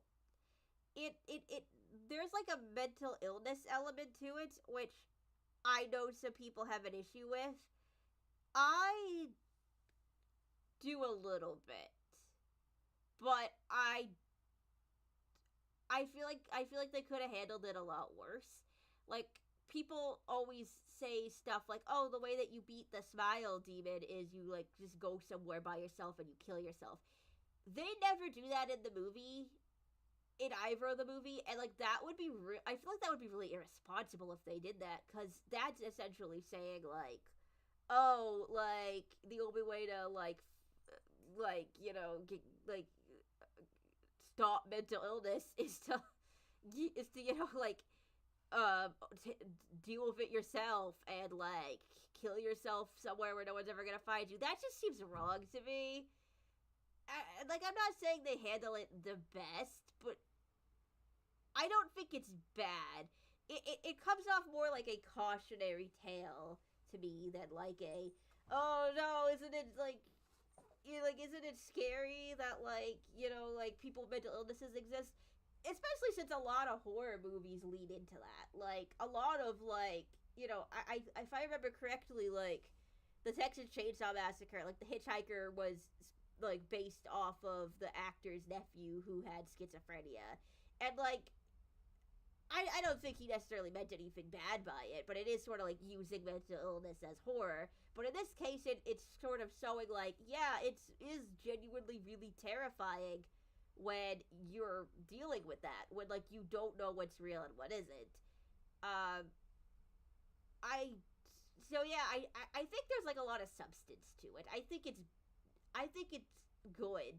I don't think it's less necessarily like perfect or great or anything like that, but I like them, and I am really excited to see what would happen in a third one. All right, completely changing course. I watched a Jesus movie this year. I don't really know why. I saw the trailer for it a couple times. It's called The Best Christmas Pageant Ever. I saw the trailer for it a couple times, like when I was in the theater, and I was just like, that looks like a lot of fun. And so I went to go see it. I do typically see like at least one Christmas movie in the theater, I think. Like I saw The Holdovers last year, and that's a Christmas movie. And I'm not gonna necessarily say that this is like a great movie or anything like that, but it did make me cry, which is very. You know what? I'm not even gonna say that that's strange because like everything makes me cry, but I was not expecting to be so emotionally impacted by a like nativity pageant. I was, but I was. I don't even really know what to say about it. Like I was crying. It was just a very well done sequence. It was kind of beautiful. Like I'm not trying to be like an asshole. Like if you're like super religious, like if you're super Christian or whatever, that's fine. It's just I'm not. Like I'm not at all. And yet I was sitting there just like sobbing. I don't know. It's like if you like, you know, like Christian movies or whatever, you'd probably really like this. I got something out of it. It was just like a really well it was a really well done sequence, that whole like nativity pageant. It was really well done. It was beautiful. So, I'm gonna put it in. It's going in B. Where I don't know where it's going in B. Should the Jesus movie go above the drag queen movie? Like I think so. Should it go above the like anti Christ movie? I think that's what that was going on there. Um, yeah, honestly, I should put it above Asriel. It's gonna go above Furiosa too. But oh wait, hang on. I got things mixed up. There we go. I'm only saying that because I can't think of a sequence in Furiosa that like made me cry. There was definitely like sequences where I was like, "Oh, that's cool." Ugh. Like I said, I'm trying not to be an asshole. It's so funny because like I don't usually watch stuff like that. I don't even know why I did. Like I said, it's good. It's a perfectly fine movie, and it has like one really good scene. So hey, um, so director's cut. This is a very difficult movie to Google. Same thing with stream. Like sometimes I'll watch a movie and then like I'll like be like, oh, I wonder whatever people thought of it. So I would type in like movie title 2024 or like I type in like a Furiosa movie 2024 or whatever. You ever try typing in stream movie 2024 because you just get like people be like how to stream stuff or like best streaming sites. It's like the same thing with director's cut. Like what the hell is it called? Like Rogue Moon? I just kept getting results for like the Rogue Moon director's cut. Like that was the only thing that I would get when I googled this movie. The only reason I even knew this existed was because I think like Bloody Disgusting read an article about it. Like, oh, this like low budget indie horror movie is in a theater. Is it like in theaters this weekend? And it wasn't in AMC. It was at another movie theater in my general in my general area. So I did pay actual money for it, and it was okay. It was fine. I didn't love it. It was okay. Actually, I'm gonna say this. I really like the villain. The villain is he's called Mr. Director. There was just something very uncomfortable about this guy. Like every single scene he was in, I was just like, oh my god, like this guy's about to just fucking snap and murder all these freaking kids. Because the basic plot of this movie is like this band gets contacted by a director, and he's just like, hey, I want to make a free music video for you. You have to come to my spooky mansion in the middle of the woods, and I'll shoot you there. And they do it, and they die. But yeah, I don't. It's not like a great movie. It's just like I was entertained. I was very much on the edge of my seat whenever this dude was on screen. I was just I don't know. I randomly stumbled across like an interview with the director and the guy that plays the villain, who I know. I think he was in The Sopranos. I just don't know that 100%. But he was like, they were like very passionate about it. They were like, oh, I hope the movie does really well because like we want to make a sequel. Like we have so many ideas. And I'm happy for them. I probably will watch a sequel just because I want to watch that freaky ass director go on and do more horrendous crimes. Like, yeah. I do want to like point out one part about this movie that struck me as very odd, and that was so so the so Mr. Director, the villain, he has like a sidekick. I don't remember what her name is. I believe the actress's name is like Lucy Hart, I think, because I looked her up after the fact, and she's a trans woman, and I actually didn't realize that immediately. There's this like little joke, which I mean, I don't know how sensitive the joke is, but like I kind of thought it was cute because it was kind of making fun of the fact that he's like a boomer who doesn't really understand how pronouns work. Like one of the kids in the band mentions like, "Oh, I'm a lesbian," and then this guy, like the director, goes like, "Oh, I'm sorry. We should have did like pronouns. Like my assistant is a she/her." And, like, I felt that was kind of, like, weird that he specifically said that she was a she/her. But then, like, later on in the movie, I was like, oh, it's because he's a boomer and she's trans and he thinks that, like, he thinks that, like, only, like, trans people or non-binary people use pronouns. Because that is, like, a thing people will say. People will be like, I don't have any pronouns. And it's like, you do. You're just trying to say that you're not trans. You know what I mean? Like, so I thought that was kind of a cute joke. And I don't have an issue with one of the villains being trans. Like, she's actually played by a trans woman. Whatever. I don't care. The thing I have an issue with is that they just randomly zoom in on her bulge at one point in the movie for no reason. That took me out of it. I was like, why the hell did they just do that? If this was the kind of movie where they were zooming in on all sorts of body parts, then that's totally fine. But they didn't zoom in on anybody else's bulge. They didn't zoom in on anything else on anybody. The camera just randomly decided to be like, she's got a dick, and then they just moved on from it. That was so weird. That, like I said, she's played by a trans woman, so for all I know, she could have been her idea.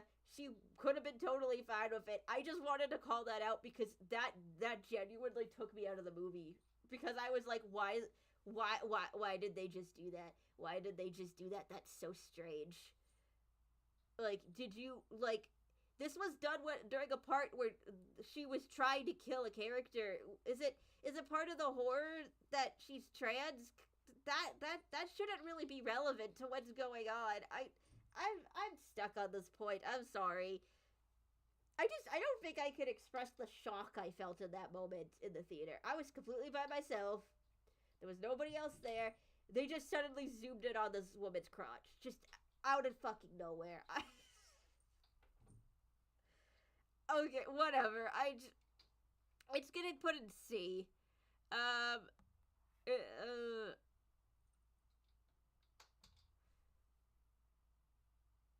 almost tempted to put it below Winnie the Pooh too.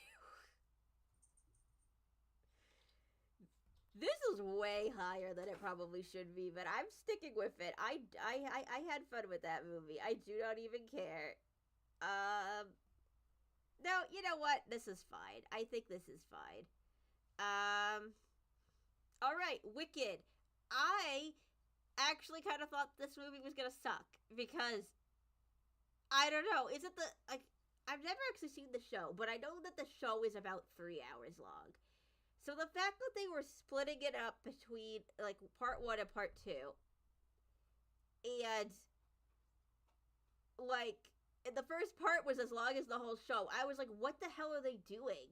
Like, why are you like why the hell are you doing that? I just, like, what the hell are you gonna, like, put in, like, to put, is it just gonna be filler? And, I mean, honestly, having watched it, I can't really think of any moments where there's, like, filler. Like, not really. I'm not really that familiar with the musical, so I don't know what was added in and, like, what was changed. I do know that there's more of an emphasis on the animals. I heard about that. But I don't know. Like, it just works really well as a movie. I had a good time with it.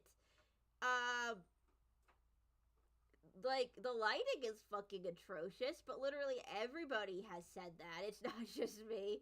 The lighting in that movie is so bad.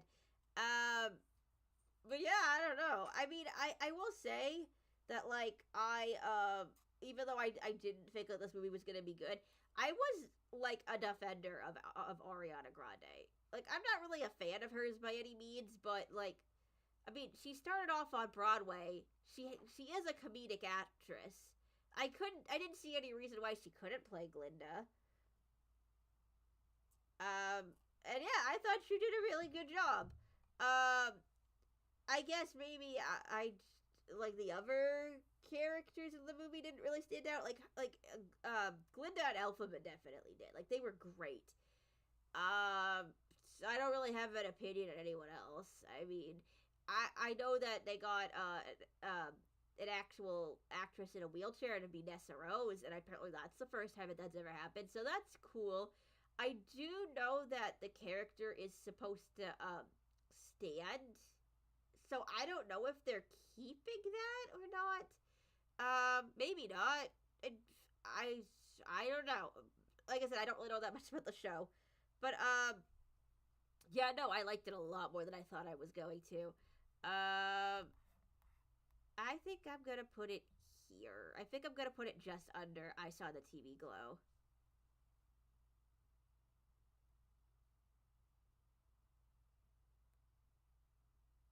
Oh, was she mentored by Kristen Chenoweth. I like I didn't really follow a lot of the stuff like leading up to this movie. I knew some of it.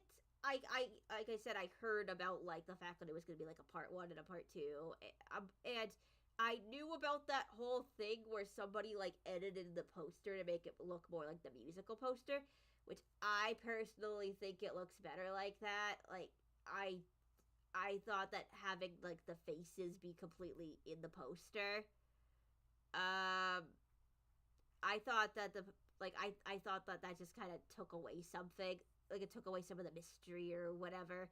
Um, I didn't even realize that people were memeing on on this movie so much before it came out. Like that whole thing, like holding space for the lyrics and defying gravity, completely missed that. Um,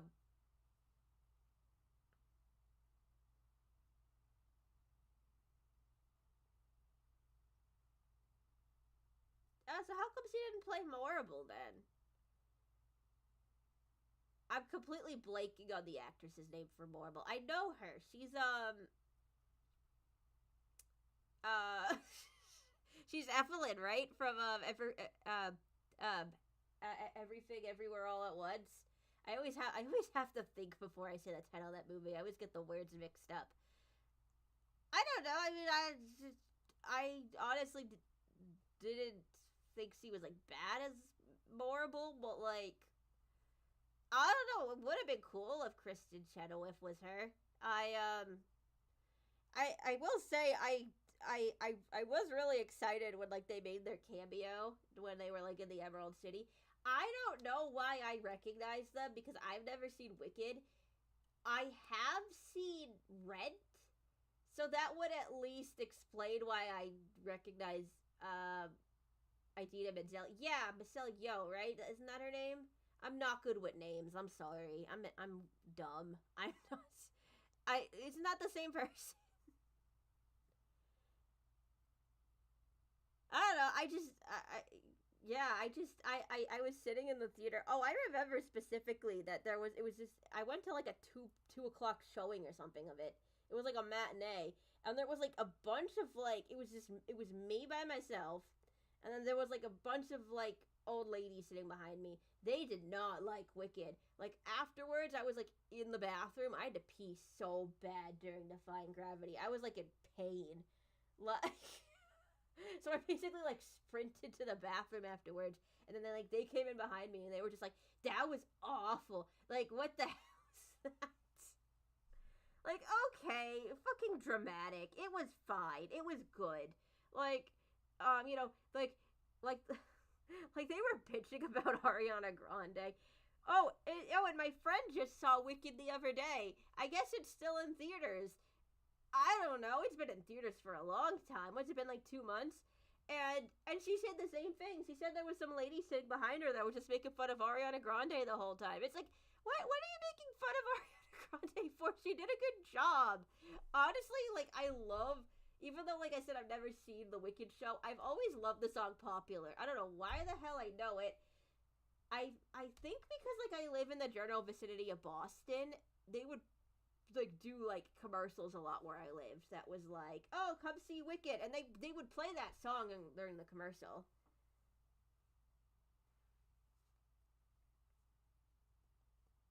God, I was in so much pain during Defying Gravity. Oh, I'm gonna say, like, I'm not talking about the Brutalist right now, but like, they put an intermission in that movie, and I was so happy. That was like the most amount of joy that like I have felt in the movie theater in like a few months. Like, just when the intermission came up, because dude, like, the Brutalist is 3.5 hours long, and I was like, I am going to have to pee at some point because I couldn't even handle sitting through Wicked without being in horrible pain. Like they should have put an intermission into Wicked. I know that that probably wouldn't work because like the show's intermission I believe is after Defining Gravity, right? But like oh god, I don't know. I can't. It's so dumb because I'll be at work and I'll be drinking water all day, and I'll like not have to go to the bathroom at all. And then like an hour into a movie, I'm just like, I gotta go to the bathroom now. Like, it's so dumb. I don't know why. Ugh. All right. Hundreds of Beavers is I think the way I heard about this one was actually from Your Movie Sucks. Like, I think he would like retweet the official Hundreds of Beavers Twitter every so often, and I don't know. Like, I've been watching Your Movie Sucks since I was a teenager, and like he's like super super picky. So whenever he like likes a movie, I kind of like do sort of pay attention to it, and I don't know. I was curious, and it was on Tubi. I knew that. I don't know why I knew that. Um, Maybe they tweeted it was on Tubi at some point, and so I just like put it on. I was like doing something at the time. Like, I don't remember what I was doing. I think I might have been like crocheting or something. Cause I do that. Like, I put on a movie and crochet to it. I've been watching all the Friday the 13th movies lately, for research purposes for my next video, and I just like crochet while I watch them. But then like the first like couple minutes of Hundreds of Beavers started up, and it was just like so charming. It was like it's like an animated musical number. It's like a semi-animated musical number, and like the animation's not even like that good, but it's like it was just so charming, and I literally turned the movie off and like I put it on later where I like when I could better pay attention to it. Like, it was just like it got me immediately. It is a like I didn't know anything about it. I didn't know anything except for there was probably going to be a lot of beavers in it. And there are, but they're like this movie was clearly made for like $20. Like, they were like beaver suits. They were like, like fur suits, except like not fur suits. Like beaver mascot suits, like cheap ones that like you could probably like buy on Amazon. Like, and it's a black and white. They like filmed out in the woods. They're like up to like their like knees in snow, and it's like I love shit like that though. Like, I love it when it's like just clearly a passion project, and it was so creative, and it's so funny. Like, I love Hundreds of Beavers. Like, I caught this one like right at the end of the year, and I am so glad that I did because it's genuinely one of my favorite movies of the year.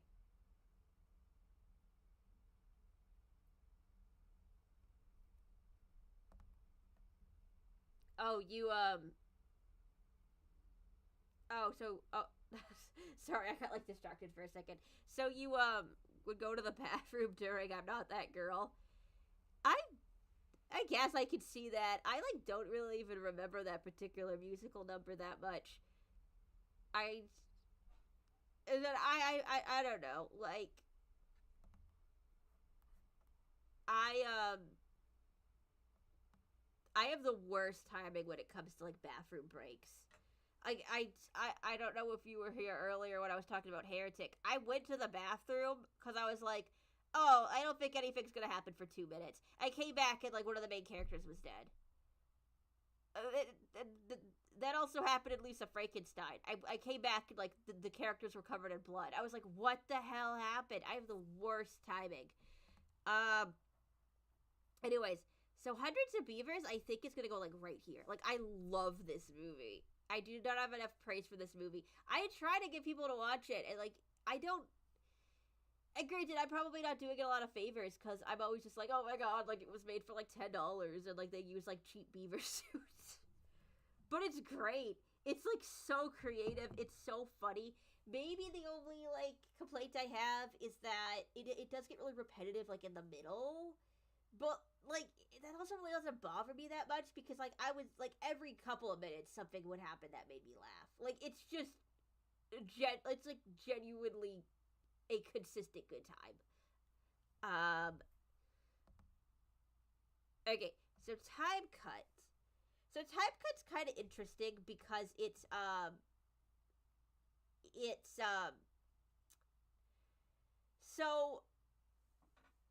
how do I explain this? So there's like this whole genre of horror movies, of slasher movies in particular, I think, where it's like classic movie trope or classic movie genre or whatever, where but it's a slasher movie, or like classic movie plot, I guess is probably the right word for that. Like um Happy Death Day is Groundhog's Day, but it's a slasher movie. Freaky is Freaky Friday, but it's a slasher movie. I think that one was actually supposed to be called Freaky Friday the 13th, which I love. That is so funny. But I think Disney might have put their foot down on that one. What else is there? It's a Wonderful Knife is It's a Wonderful Life. And then I swear I'm forgetting another one. I don't know, but so there was one that came out last year called Totally Killer, which was Back to the Future, but it's a slasher movie, and it was like it's an okay movie. It's very funny. Like I do genuinely like Totally Killer. It's funny. Like it and actually one of the more standout parts about that movie is like just the fact that like the kills in it are like kind of horrific. Like they're not like extreme horror movie kills. You know, like you watch like a Terrifier movie and it's like the most extreme gory thing in existence. But like I don't know if it's like the tone, but like because like Totally Killer is like a very very goofy movie, but then like the kills themselves are like kind of realistic. It's just basically like a biggish guy holding down like a smaller woman and just repeatedly stabbing her. That's basically all the kills of that movie, and it's like I don't know, it's like kind of upsetting because it's like kind of realistic. Also, the killer in that one, his mask looks like what the hell is that guy's name? Max Headroom? Yeah, I think that's what it's called, Max Headroom. Like I took one look at the mask and I was like, that's that like British thing from the 80s where he's supposed to look like computer graphics. I think his name is Max Headroom. So anyway, that's Totally Killer. So Time Cut came out this year, and it's literally the exact same plot. It's literally the exact same thing. It's Back to the Future, but it's a slasher movie. And oh my god, it's like so much worse. Like it's, oh my god, like it's honestly kind of crazy just how not good this movie is because it's made by like the same people that made like Happy Death Day and all that. Like I thought Totally Killer was made by that team, but no, that was just that was like someone else. Like Time Cut is like made by the people that actually made all those movies, and it's like just it's not good. Like it's not funny. Like it like you know like Happy Death Day and Freaky, like they're funny movies, and Time Cut's not funny. It's weird. It's like it's weird in the sense it's like I don't know, like I just don't I just don't think it works. Like it has such a good idea and it has like such like an emotional like it should have like this very like emotionally impactful plot or like story in it. Like the basic story of this movie is that in 2003, like a serial killer runs around and murders a bunch of teenagers, and one of the teenagers that got killed, her parents end up having a replacement baby, and they are just like shitty parents to the replacement baby, and then she ends up you know when she's like 17 or 18 years old, she ends up finding a time machine and she goes back and she at first she's trying to like stop the serial killer and like save her sister, but then she like realizes that oh like I was a replacement baby, so if you live then I'll die. And but at this point she's gotten to know her sister, and she just like doesn't want her to die anymore, and the sister kind of like learns about this too, and she doesn't want her little sister to not exist. So they're like at one point in the movie trying to like sacrifice themselves for the other. And then there's also the whole like what should be an absolutely heartbreaking story beat is that the like is that like the replacement sister sees what her parents were like with her older sibling, and they are amazing parents to her. They are much better parents than they have ever been to their second child, and like that's like heartbreaking. Like that should be like there shouldn't be so much like emotion in this story. It should be like really like it should go to some interesting places, but like it doesn't. They clearly didn't know how to end it because they just like end it. Like there isn't any like resolution with the parents. Like she just decides I'm gonna live in 2003 now, even though like I don't exist anymore, and like I'm gonna get a NASA internship. But how the hell are you doing that if you don't have any like school records? Or it doesn't make any sense. And it's like disappointing because I absolutely love what they were doing with the story there. Like that is like good. Like that is those are some really good ideas. And I think that they could pull it off because like the two Happy Death Day movies are like have stuff like that in them, and like those are like the highlights of those movies. Like they are genuinely like really good at dealing with grief. I don't know why they didn't. Maybe they ran out of time. Like maybe they just couldn't figure out how to finish it. I have no idea. It's not good. It's disappointing. I actually might put it below Trap. Even though I didn't like Trap, I can't say I'm like disappointed by Trap. I was definitely disappointed by Time Cut. Okay, Sonic 3. You know what's funny is I never saw the first Sonic the Hedgehog movie, but I did see the second. I don't know why I saw the second when I didn't see the first. It was my first movie back from COVID.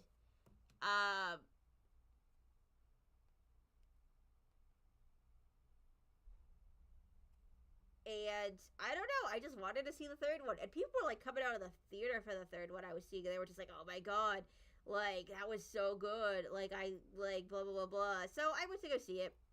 And it was good. I liked it. I don't really have like a lot to say about it. It's funny because like I barely even like remember the second movie. But the third one was good. I was like, had like there was some good emotion in it. It's fun watching Jim Carrey.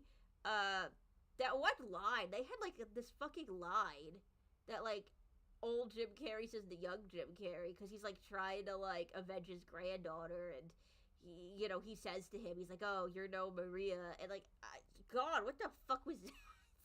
That was like a shockingly like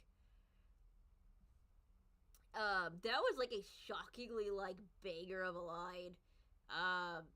And I don't know, it was just a cool movie to look at too. Like it visually looked really cool. B plus. Here maybe? Maybe I'll put it above Faceless After Dark. It's like it looks kind of dumb putting it next to Nora. I don't like this is a deeply unserious tier list that I'm just putting it next to Nora.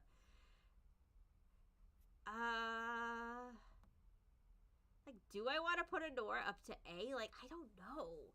Like, yeah, you know what? I am gonna put it out today, but it's gonna go like here. It's gonna be like, cause like Anora is sort of like a B plus A minus ish kind of thing. I don't think Sonic 3 is A minus, in my personal opinion.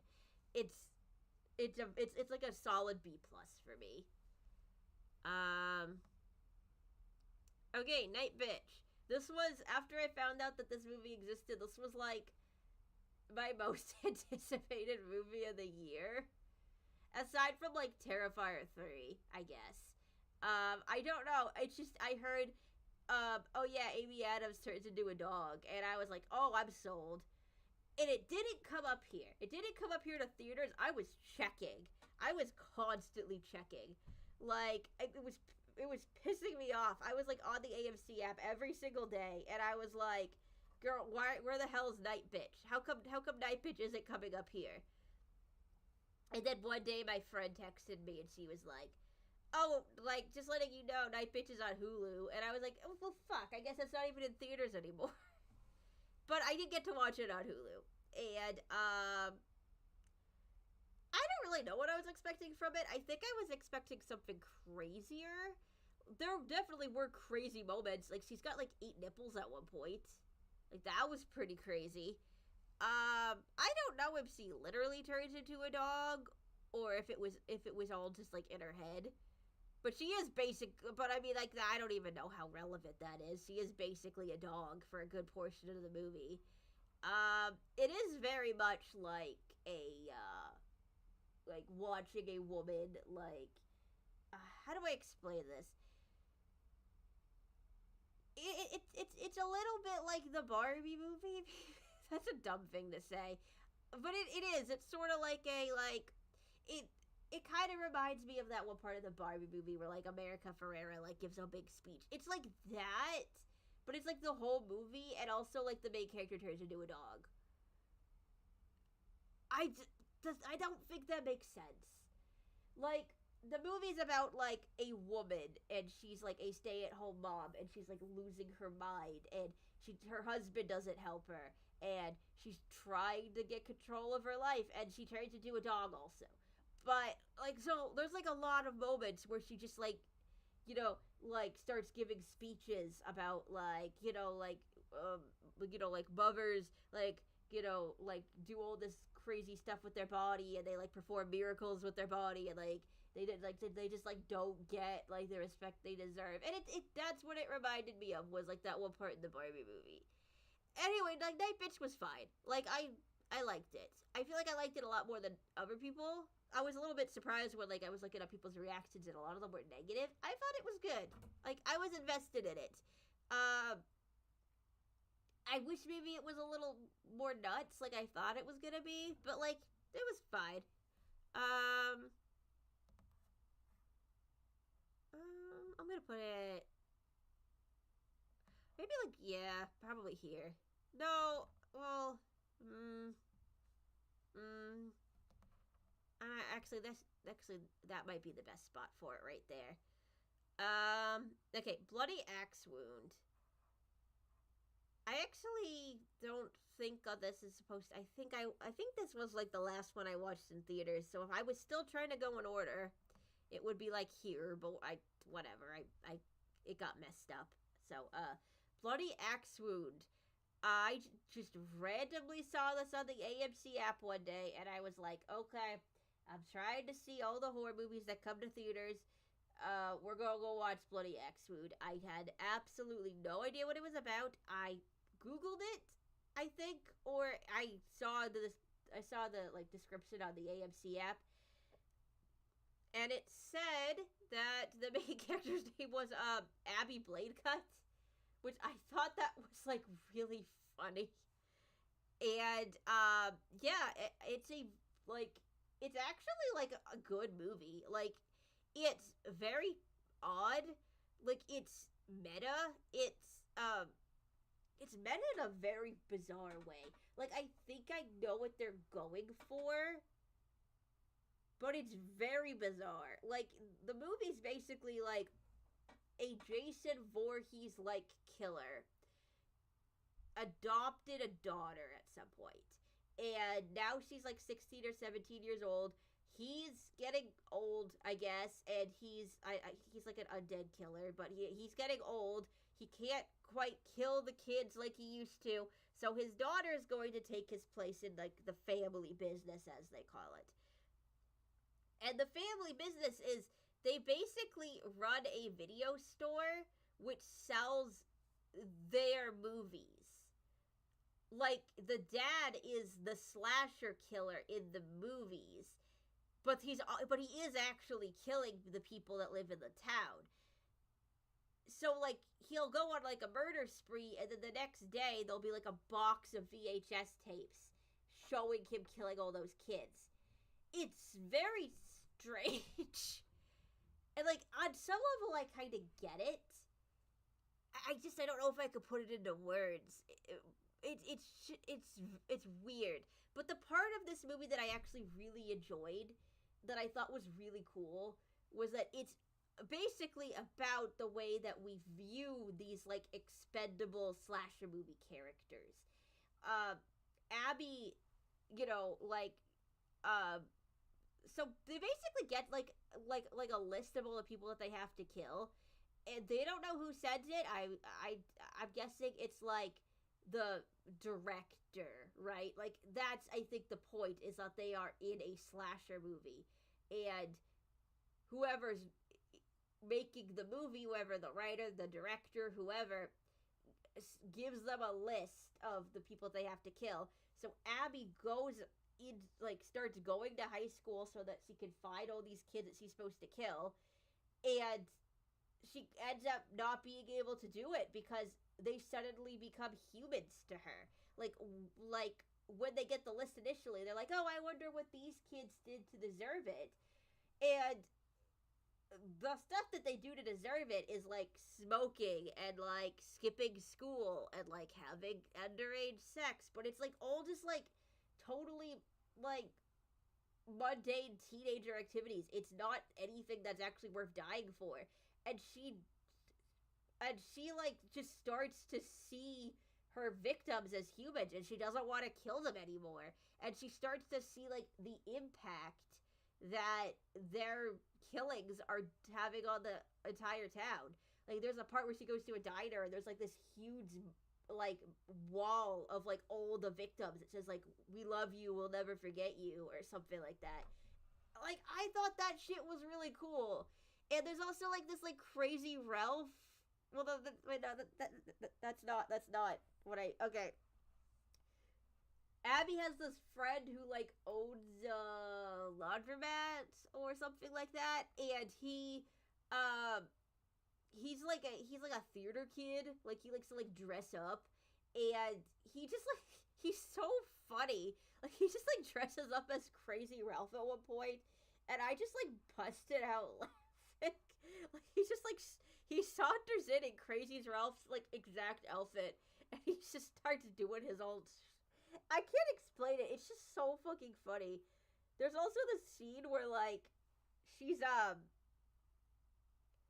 being where like she's trying to protect her like new friends from getting killed by her dad, and she takes or like or I guess they take what they think is caffeine pills that's gonna keep them all up, and but it actually turns out that it's sleeping pills. So that way he can just like kill them in their sleep. And she just takes the label off of it, and it says honk shoe under it, which I think is supposed to be like a snoring noise. Like that's so stupid. But that's like it made me just like die laughing.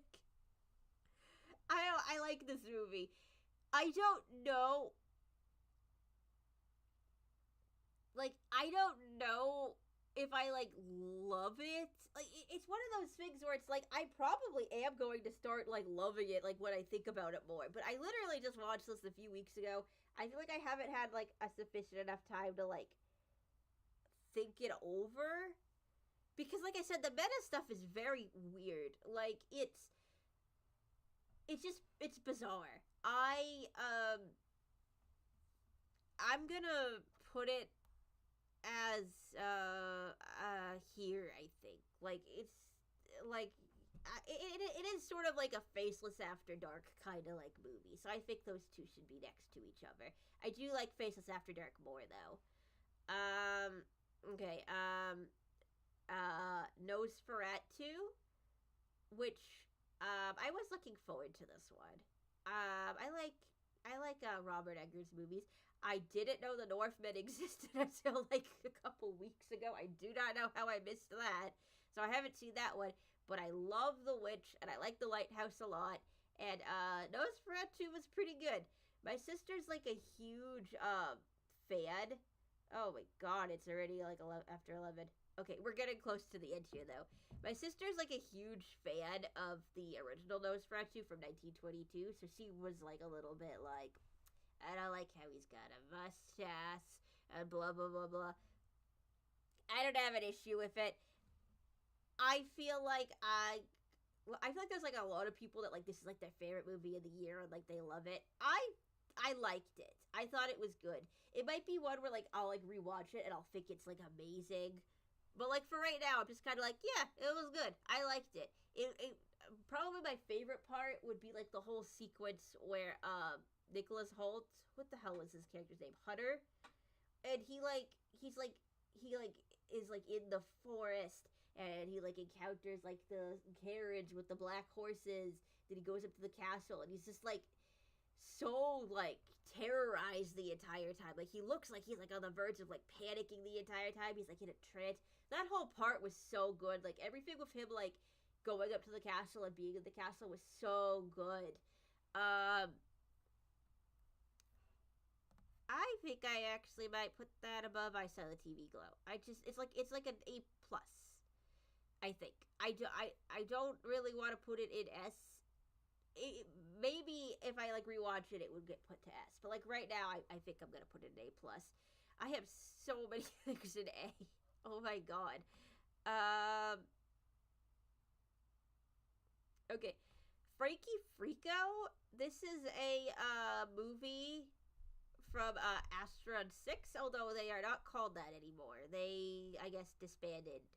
I was not aware of that when they, which sucks. Like I talked about them in my Return to Nukem High video, and I just like didn't even realize that like they weren't even a thing anymore. I don't know how I missed that. That's so embarrassing. But they are, yeah. But they did make a movie together. They just didn't call. They just don't call themselves Astron 6 anymore. I bought this one. Like I bought this one on Blu-ray because I wanted to support them, and I'm glad I did. Even though I didn't really like this movie that much. And I hate to say that. I love some of their other movies. Like, I love Bomber's Day. I like The Editor a lot. Psycho Goreman is made by some of the people that are in Astron 6. It's not like an Astron 6 movie, but it's made by like some of the same people. I love Psycho Goreman. I just didn't like Frankie Freako. I'm sorry to say, I didn't find the little puppet guys like particularly charming. I didn't think their voice acting was good. The story didn't make a lot of sense, and I know that that's kind of a dumb thing to like. It like the movie's not serious, but like. Man, I don't know. Like, when the plot twist happened in The Editor, even though that movie was extremely goofy and was a satire of a particular genre, when the plot twist happened in The Editor, I was literally like, oh, that makes sense. Like, that movie was extremely goofy, but the plot twist made, like, perfect sense. The plot twist in Frankie Freako did not make any sense. I was instantly just like, okay, but what about this? And what about that? And what about this? Oh, nice. You got the lighthouse? That's good. I just briefly talked about that. Very briefly. I think I just mentioned it cuz I just did Nosferatu. I don't like the lighthouse as much as the witch and Nosferatu, but I like the lighthouse a lot. I think it's really good. And I have never seen The Northman because I didn't know that movie existed until like 2 weeks ago. I do not know how I missed it. Maybe I'll watch that one of these days. Took me forever to watch The Lighthouse. Anyway, I was talking about Frankie Freako. Yeah, I just didn't like it. I do not regret buying it. I'm glad that I gave Astron 6 my money because I love them and I want them to make more movies. This one just did not work for me. Also, I do think that this was worth mentioning. Connor Sweeney, I think is the main actor's name. I like him a lot. He played Twink in Father's Day. There's a scene in this movie where his character falls down the stairs, and I watched the behind the scenes stuff, and like, do you know how they actually filmed him going down, falling down the stairs? They like he just threw himself down the stairs. Like, he is a very committed actor. Jesus Christ. But I'm sorry. I didn't like it. I'm gonna put it above Beetlejuice, but I think I liked Lisa Frankenstein more than Frankie Freako. I feel bad putting it in D, but not my thing. But I hope that they keep making movies, and I hope that and I hope I really like the hope I really like the next one. Because I've liked their other movies, just this one not so much. Hello, Crossy Hossy. I have not seen Transformers 1. Was that something that came out this year? Like, fucking probably. I don't, God, I saw so many movies this year. I don't even remember. I don't remember that one. I'm gonna Google it, actually. Hang on. I'm sorry if that came out this year and you wanted to hear my thoughts on it. I did not see it. Yep, 2024 movie. Was this in theaters?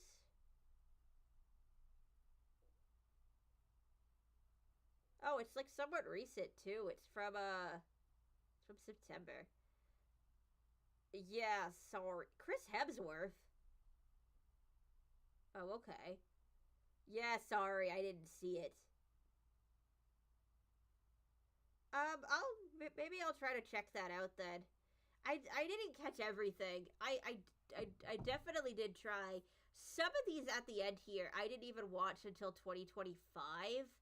I like I wanted to see Kinds of Kindness in the theater. I don't think it came up here because I was waiting for it and I never saw it. But yeah, I mean, I don't know. Sorry. I saw a few like animated.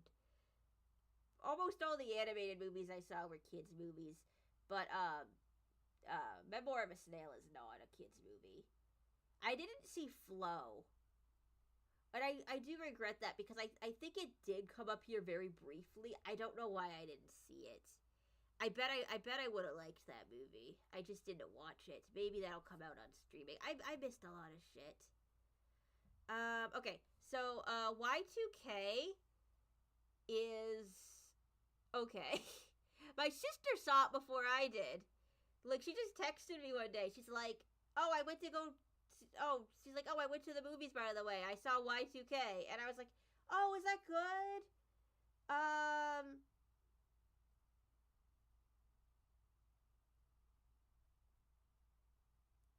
and she was like, "No, it's."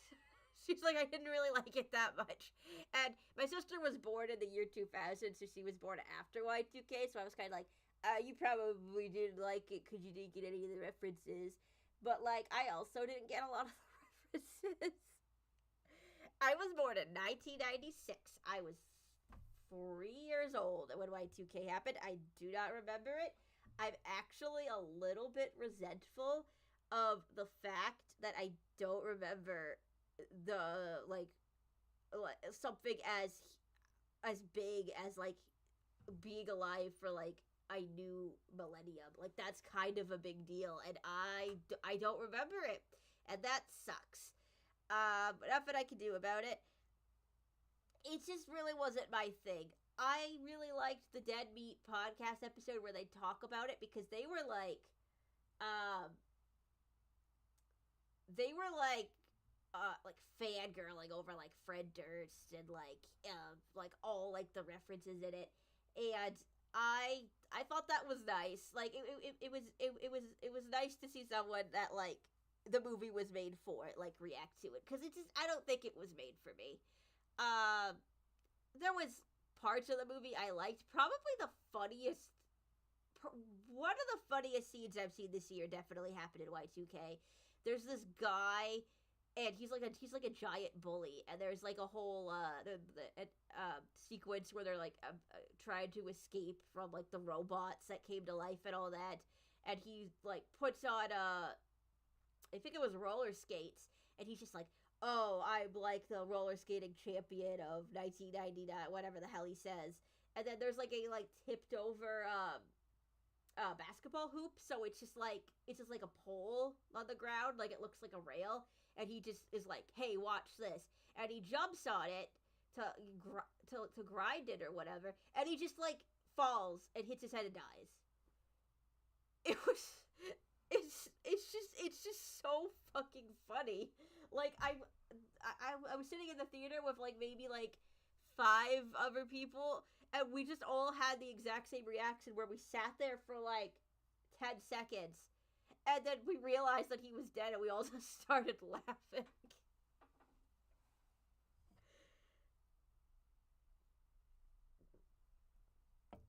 It was so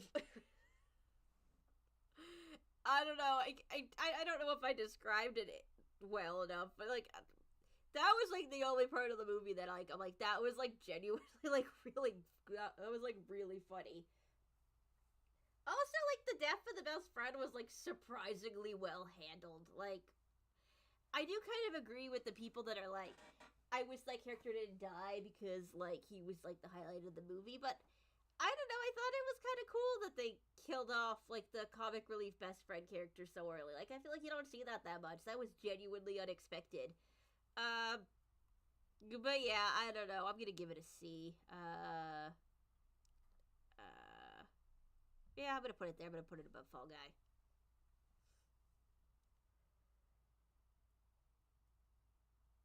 See, like I didn't really mind the ending of The Witch because the way I personally viewed it, it was sort of like um, a story about like the way that like religious extremism can like push people into becoming things that they like would have never become otherwise. Like because the family had a extremely like um good life at one point.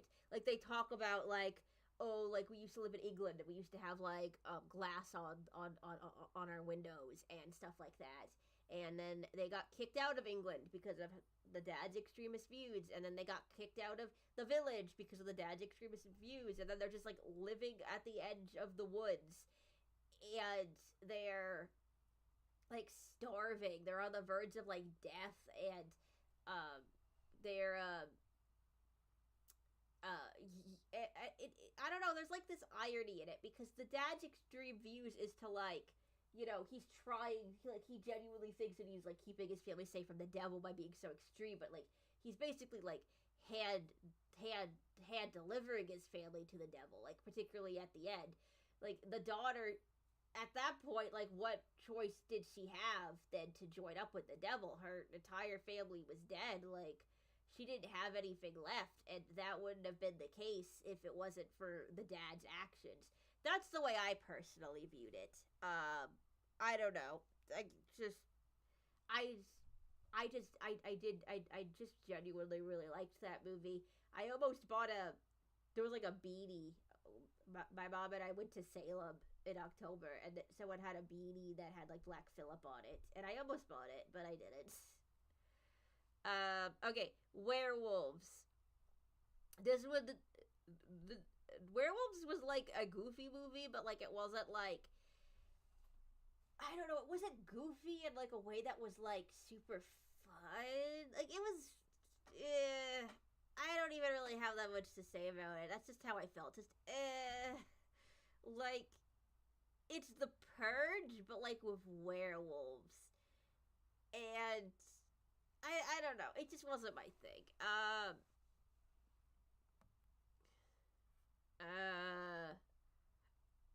gonna put it under Y2K actually. Y2K was I liked Y2K better than werewolves. Baby Girl. I wasn't even gonna watch this one, but then I found out that it was the same director as Bodies, Bodies, Bodies, and I love Bodies, Bodies, Bodies. I just did not. I didn't. Well, I don't want to say I disliked Baby Girl. It was. I'm gonna say this, like, Nicole Kidman, like, was acting her ass off. Like, there was a scene where, like, she was getting she was getting, like, touched for, like, a really long time, and the camera just focused on her face, and oh my god, that was extreme acting on her part. um I don't know. I just didn't really feel like the movie, like, went anywhere, or was like that. Like, it wasn't really that consequential. Like, I mean, I guess I'm happy for her that she is. Well, I can't even say that. Like, I was gonna say, like, oh well, it's kind of nice that she, like, was able to be satisfied in the end. But, like, was it really nice? Because, like, she never got punished. She did a lot of bad shit in this movie. And I mean, I wonder if that's the point of the movie, that she, that, like, because there's a lot of talk about power. There's a lot of talk about, like, women in power, and, like, how should women in power be behaving? They should be, like, uplifting other women, but she isn't doing that. She's actually kind of like sabotaging a woman, because that woman is, like, getting too close to her man and all that. Like, there was a lot of talk of that. I'm guessing that's probably the point of the movie, is that, like, people in power aren't held accountable for their actions. But it didn't feel like it was done in, like, a satisfying way. Like, the movie kind of just felt like it ended. I don't know. This was another example of me timing bathroom breaks really fucking badly.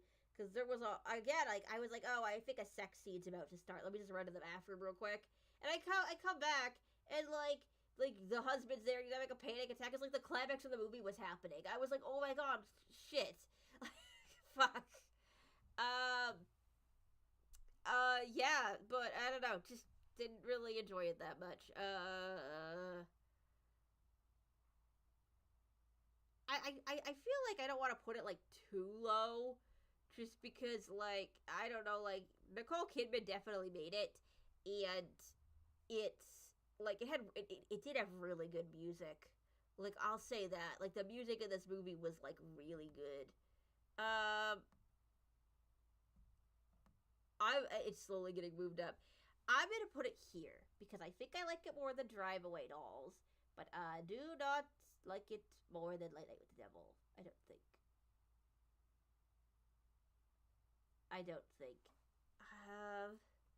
And I changed my mind on this.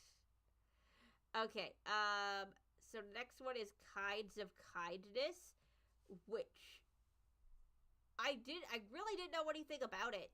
I saw the trailer a couple times at the beginning of the year. I don't even know when it came out, because I was waiting for it to come out, because we got the trailer, so clearly we're gonna get the movie, and it didn't happen. I don't know what the hell happened. I was really annoyed. So, but it was on Hulu. I watched it like a couple weeks ago, and it was, like I said, I didn't know anything about it. I thought the trailer had fun vibes, but it's 3 different shorts that are all kind of, like, similar, and I think they might take place in the same universe, because they had the same character in them, but it's, like, the same actors, but they're playing different characters, and they're all, like, very weird, fucked up scenarios. My favorite short was definitely the third one. I love that short. It's like, I love Emma Stone's character's awful fucking driving. I love her dance. I love that her driving has, like, a punchline to it. Like, you think it's just some weird ass shit that her character's doing, and then no, like, she finds the chosen one that she was looking for the entire time, and then her driving kills the chosen one. It's oh, that poor lady, that poor vet that she kills. genuinely one of like probably one of the most fucked over characters I've seen in a movie in a while. But like, it was funny. It was a legitimately very funny payoff. Like it's a sad payoff because wow, she's just like oh like you look straight into that woman's eyes when she dies when she goes through that windshield. But like it is just funny that I didn't think that was gonna get a payoff and it did and I love that. I really like this movie. It's probably because it ended on such a high note, but like I love it. It's so good. It's definitely one of my favorites of the year. I'm glad I managed to like squeeze it in there at the end. Um, I don't know. I'm gonna put it here. I'm gonna put it. I'm gonna put it above VHS Beyond, but under Strange Darling. I think that works. I think that makes sense. Okay, so these three, I. Oh no! Wait, I missed one. Son of a. Hang on. Because there was actually four. There's supposed to be four. Hang on. I have to go. I have to go get this. Oh, I was trying to be. I thought I did get this.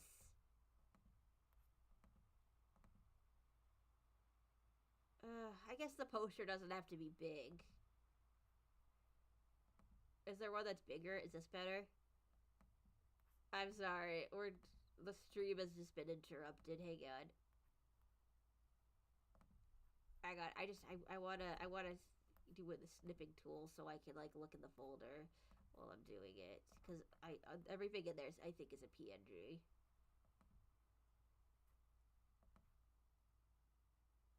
Yeah, I guess I forgot it. That's weird because I think this is a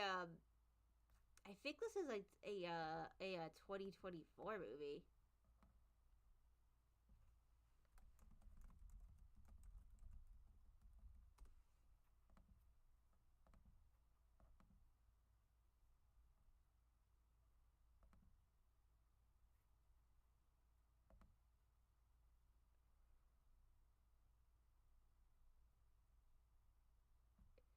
Yeah, initially released in. Okay, that's my bad. Cause I was thinking of like there's supposed to be another one. I think. Yeah, I forgot that one. I guess. Um, I think I saw them in this order. I'm not 100% sure about that. But yeah, that's fine. I'm gonna just I don't have a lot to say about the Bob Dylan one. It's good. I liked it. My sister's like obsessed with Bob Dylan. She really wanted me to watch this movie. She's just like, I want to see what somebody who doesn't know anything about Bobbert thinks of this movie, and I thought it was good.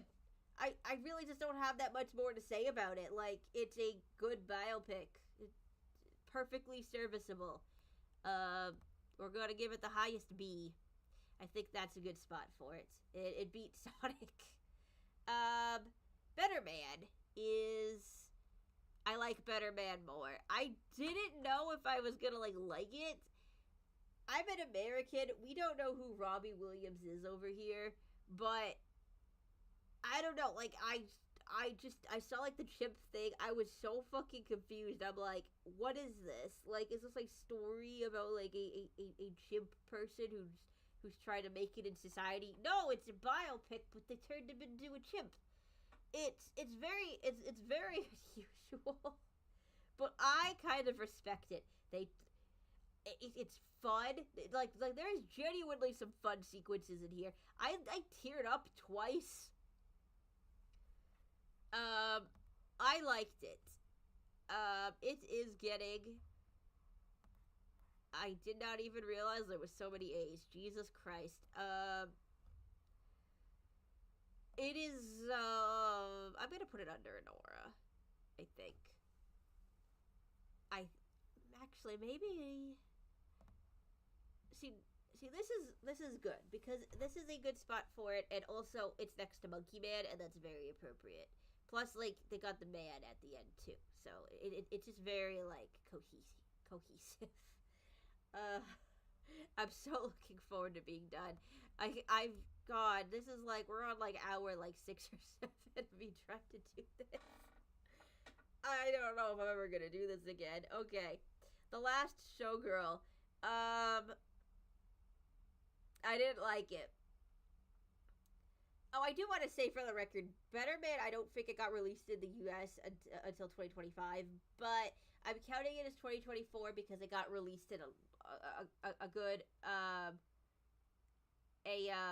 it got I think it got released in a good chunk of the world in 2024, so I was like, I'll just count it as a 2024 movie. The Last Showgirl, I did not enjoy it. I don't know. There was an elderly couple sitting next to me in the theater who was talking in full volume about how much they hated this movie. And then some guy sitting in front of us told them to shut up. He actually said it politely. He said like, hey, can you please be quiet? Thank you. And the old man sitting next to me was sitting there grumbling the whole movie about like what an asshole that guy was. It's like, sir, I don't think he was the one who was an asshole. Like he's not the asshole of this situation. I didn't want to hear that guy grumbling the whole time, but I don't disagree with him. I did not like this movie. I thought that the cinematography wasn't very good. I swear to God, half the shots were out of focus, especially like in the beginning. A lot of the actors were trying really hard. Like, I don't know if I liked Pamela Anderson's performance. She was kind of acting like a space alien a little bit, but like I think that was kind of the point of the character. Like, she was supposed to sort of just be like in her own little world and completely just blind to the reality around her. So I mean, it works. It just wasn't really my thing. Like, I didn't really particularly enjoy it. And like, I don't know, I did not like this movie. So I think I'm gonna put it in D. I'm putting it above Lisa Frankenstein.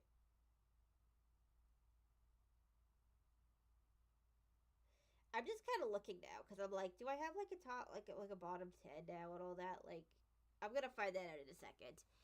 Okay, the last one is The Brutalist, which I watched last night. I drove in a blizzard to see it.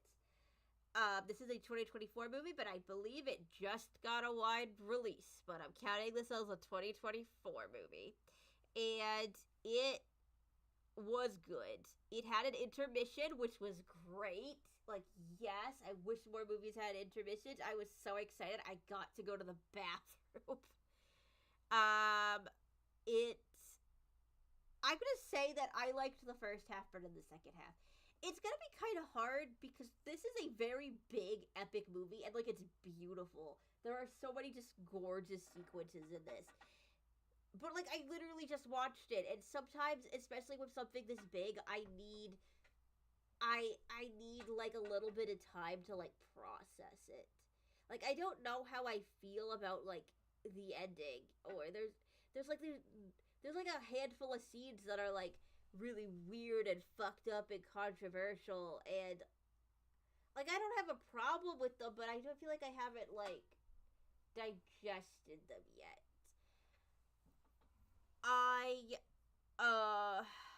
It's definitely going to at least be a B.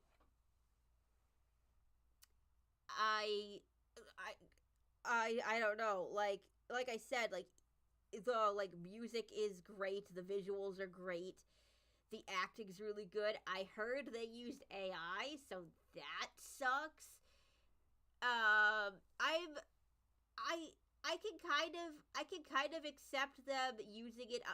They apparently had a really hard time getting the actors to have like a spot on Hungarian accent.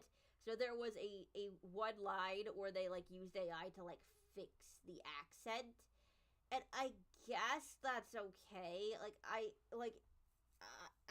can possibly see the reasoning for it, but I've heard that they used AI art at the end, and yeah, that definitely does kind of bog it down a little bit for me, like in the same way with like Late Night with the Devil. The difference is though is that I didn't think Late Night with the Devil was really that good of a movie. I do like The Brutalist. I think The Brutalist is good. I just haven't fully like processed it yet. But I'm going to put it, I think, in the A range. Um, Honestly, like maybe here, like above Love Lies Bleeding, but under Conclave. All right. So I did it finally. Yes. 87 movies. Holy crap. Okay. So I did. So part of the reason I did this is because I kind of wanted to figure out like what my top 10 and bottom 10 were. And I might kind of separate it out and be like, what is my top 10 horror movies? Because a lot of these are horror movies.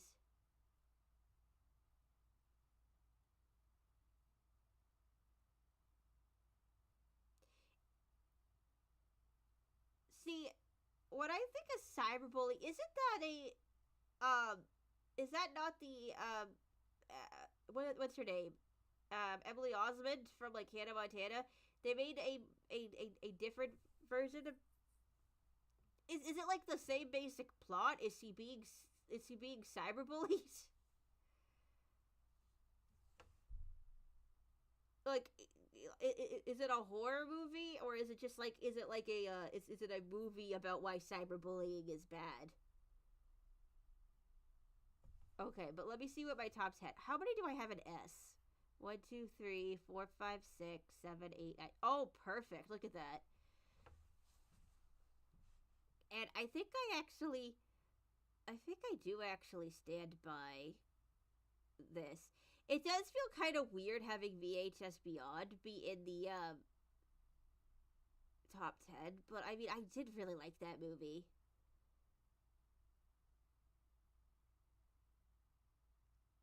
Yeah, I mean, I guess that definitely fits.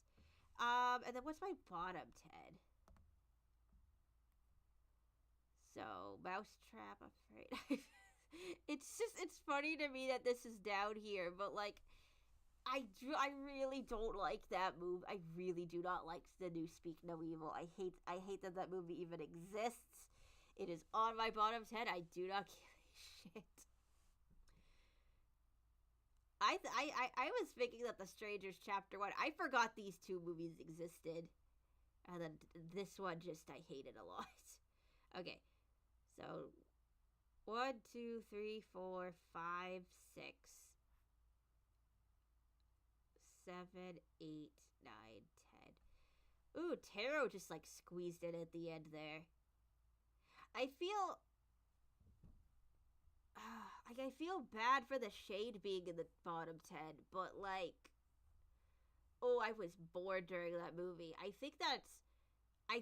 like I think that was I think that was my reasoning in the last stream for why it was under Tarot was because I wasn't bored during Tarot. I thought Tarot was like really fun.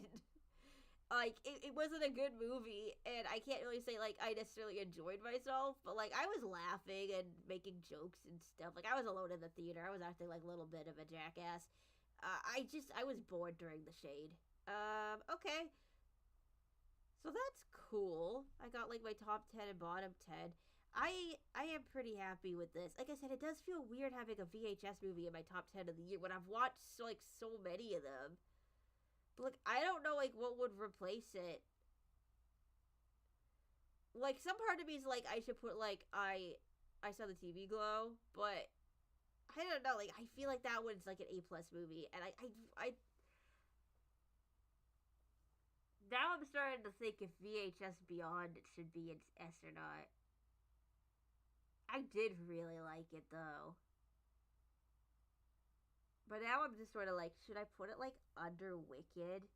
But then that's gonna put Nosferatu on my. I have no idea.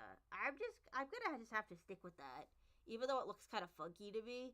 Like I did genuinely really like it. A lot of these are like horror movies, not all of them. Like this isn't. This isn't. This isn't. This technically isn't, even though for some reason they like labeled it as a horror movie. Um, so So then my top horror movies are. Okay, I'm good. Okay, I'll try to check out. I'll try to check out Cyberbully then. I didn't know that they made a cyberbullying horror movie. Okay, that's not true. I knew about Unfriended, and there is a. I swear to God, there's like another one called like Friend Request or something, which I never saw that. I have absolutely no interest in that movie, but okay, yeah. So there's a few cyberbullying horror movies. It is it is nice that nowadays people are able to integrate technology into horror movies and have it be like it, and have it be like good. Like it's like in a way that like, it's clearly done by people who like know how that technology works. Okay, so hang on. One, two, three. Do I want to count It's What's Inside as a horror movie? I guess. Like, I don't know. Am I counting Strange Darling as a horror movie too? I don't even really count Strange Darling as a horror movie. But it is for some reason. I don't know why these two are considered horror movies. Fine, because they are technically considered horror movies. One, two, three, four, five, six, seven, eight, nine, 10. I actually feel like Oddity should be on that. Like, I actually might put Oddity above Longlegs. Because I do think I do kind of like Oddity more. They're kind of interchangeable, though. But, yeah. I don't know. Am I happy with this? After all this time? I think I'm happy with this. Okay. I'm freezing. It's so cold in my basement. I'm gonna have to, and I'm done. I'm going to how do I save this? Download.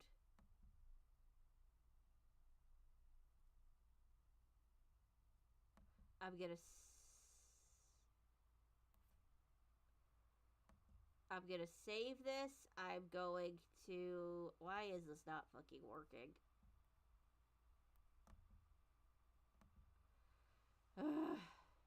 Oh, wait, shit. Hey, God. There we go. I just want to make sure I got it. Alright. Wow, there's a lot of movies in A. Jesus. I like how you could, like, barely see the Nosferatu poster. Yeah, like, not even, like, that many in... I don't know, it was a good year for movies, in my opinion. I saw a lot that I liked. Alright, well, thank you, everyone, for watching. I don't know how many people are still here. Hang on. Thank you for sticking with me over these 2 streams. This should not have been 2 streams, but, God, it's almost midnight. I need to go to bed. Holy shit. I don't really, like, need to go to bed, but, I do have tomorrow off, which is why I'm doing this in the first place, but, like, I am gonna start recording audio tomorrow, so I do have to get up at a decent time, because I gotta do that, I gotta go to the gym, I gotta do all that shit, so I gotta end this, but, I'm glad I managed to finish, like, right under the wire there. So yeah, thank you so much for watching. This was fun. I don't know if I'm ever gonna do it again, because it took me, like, a million years, but it was fun. Alright, goodbye.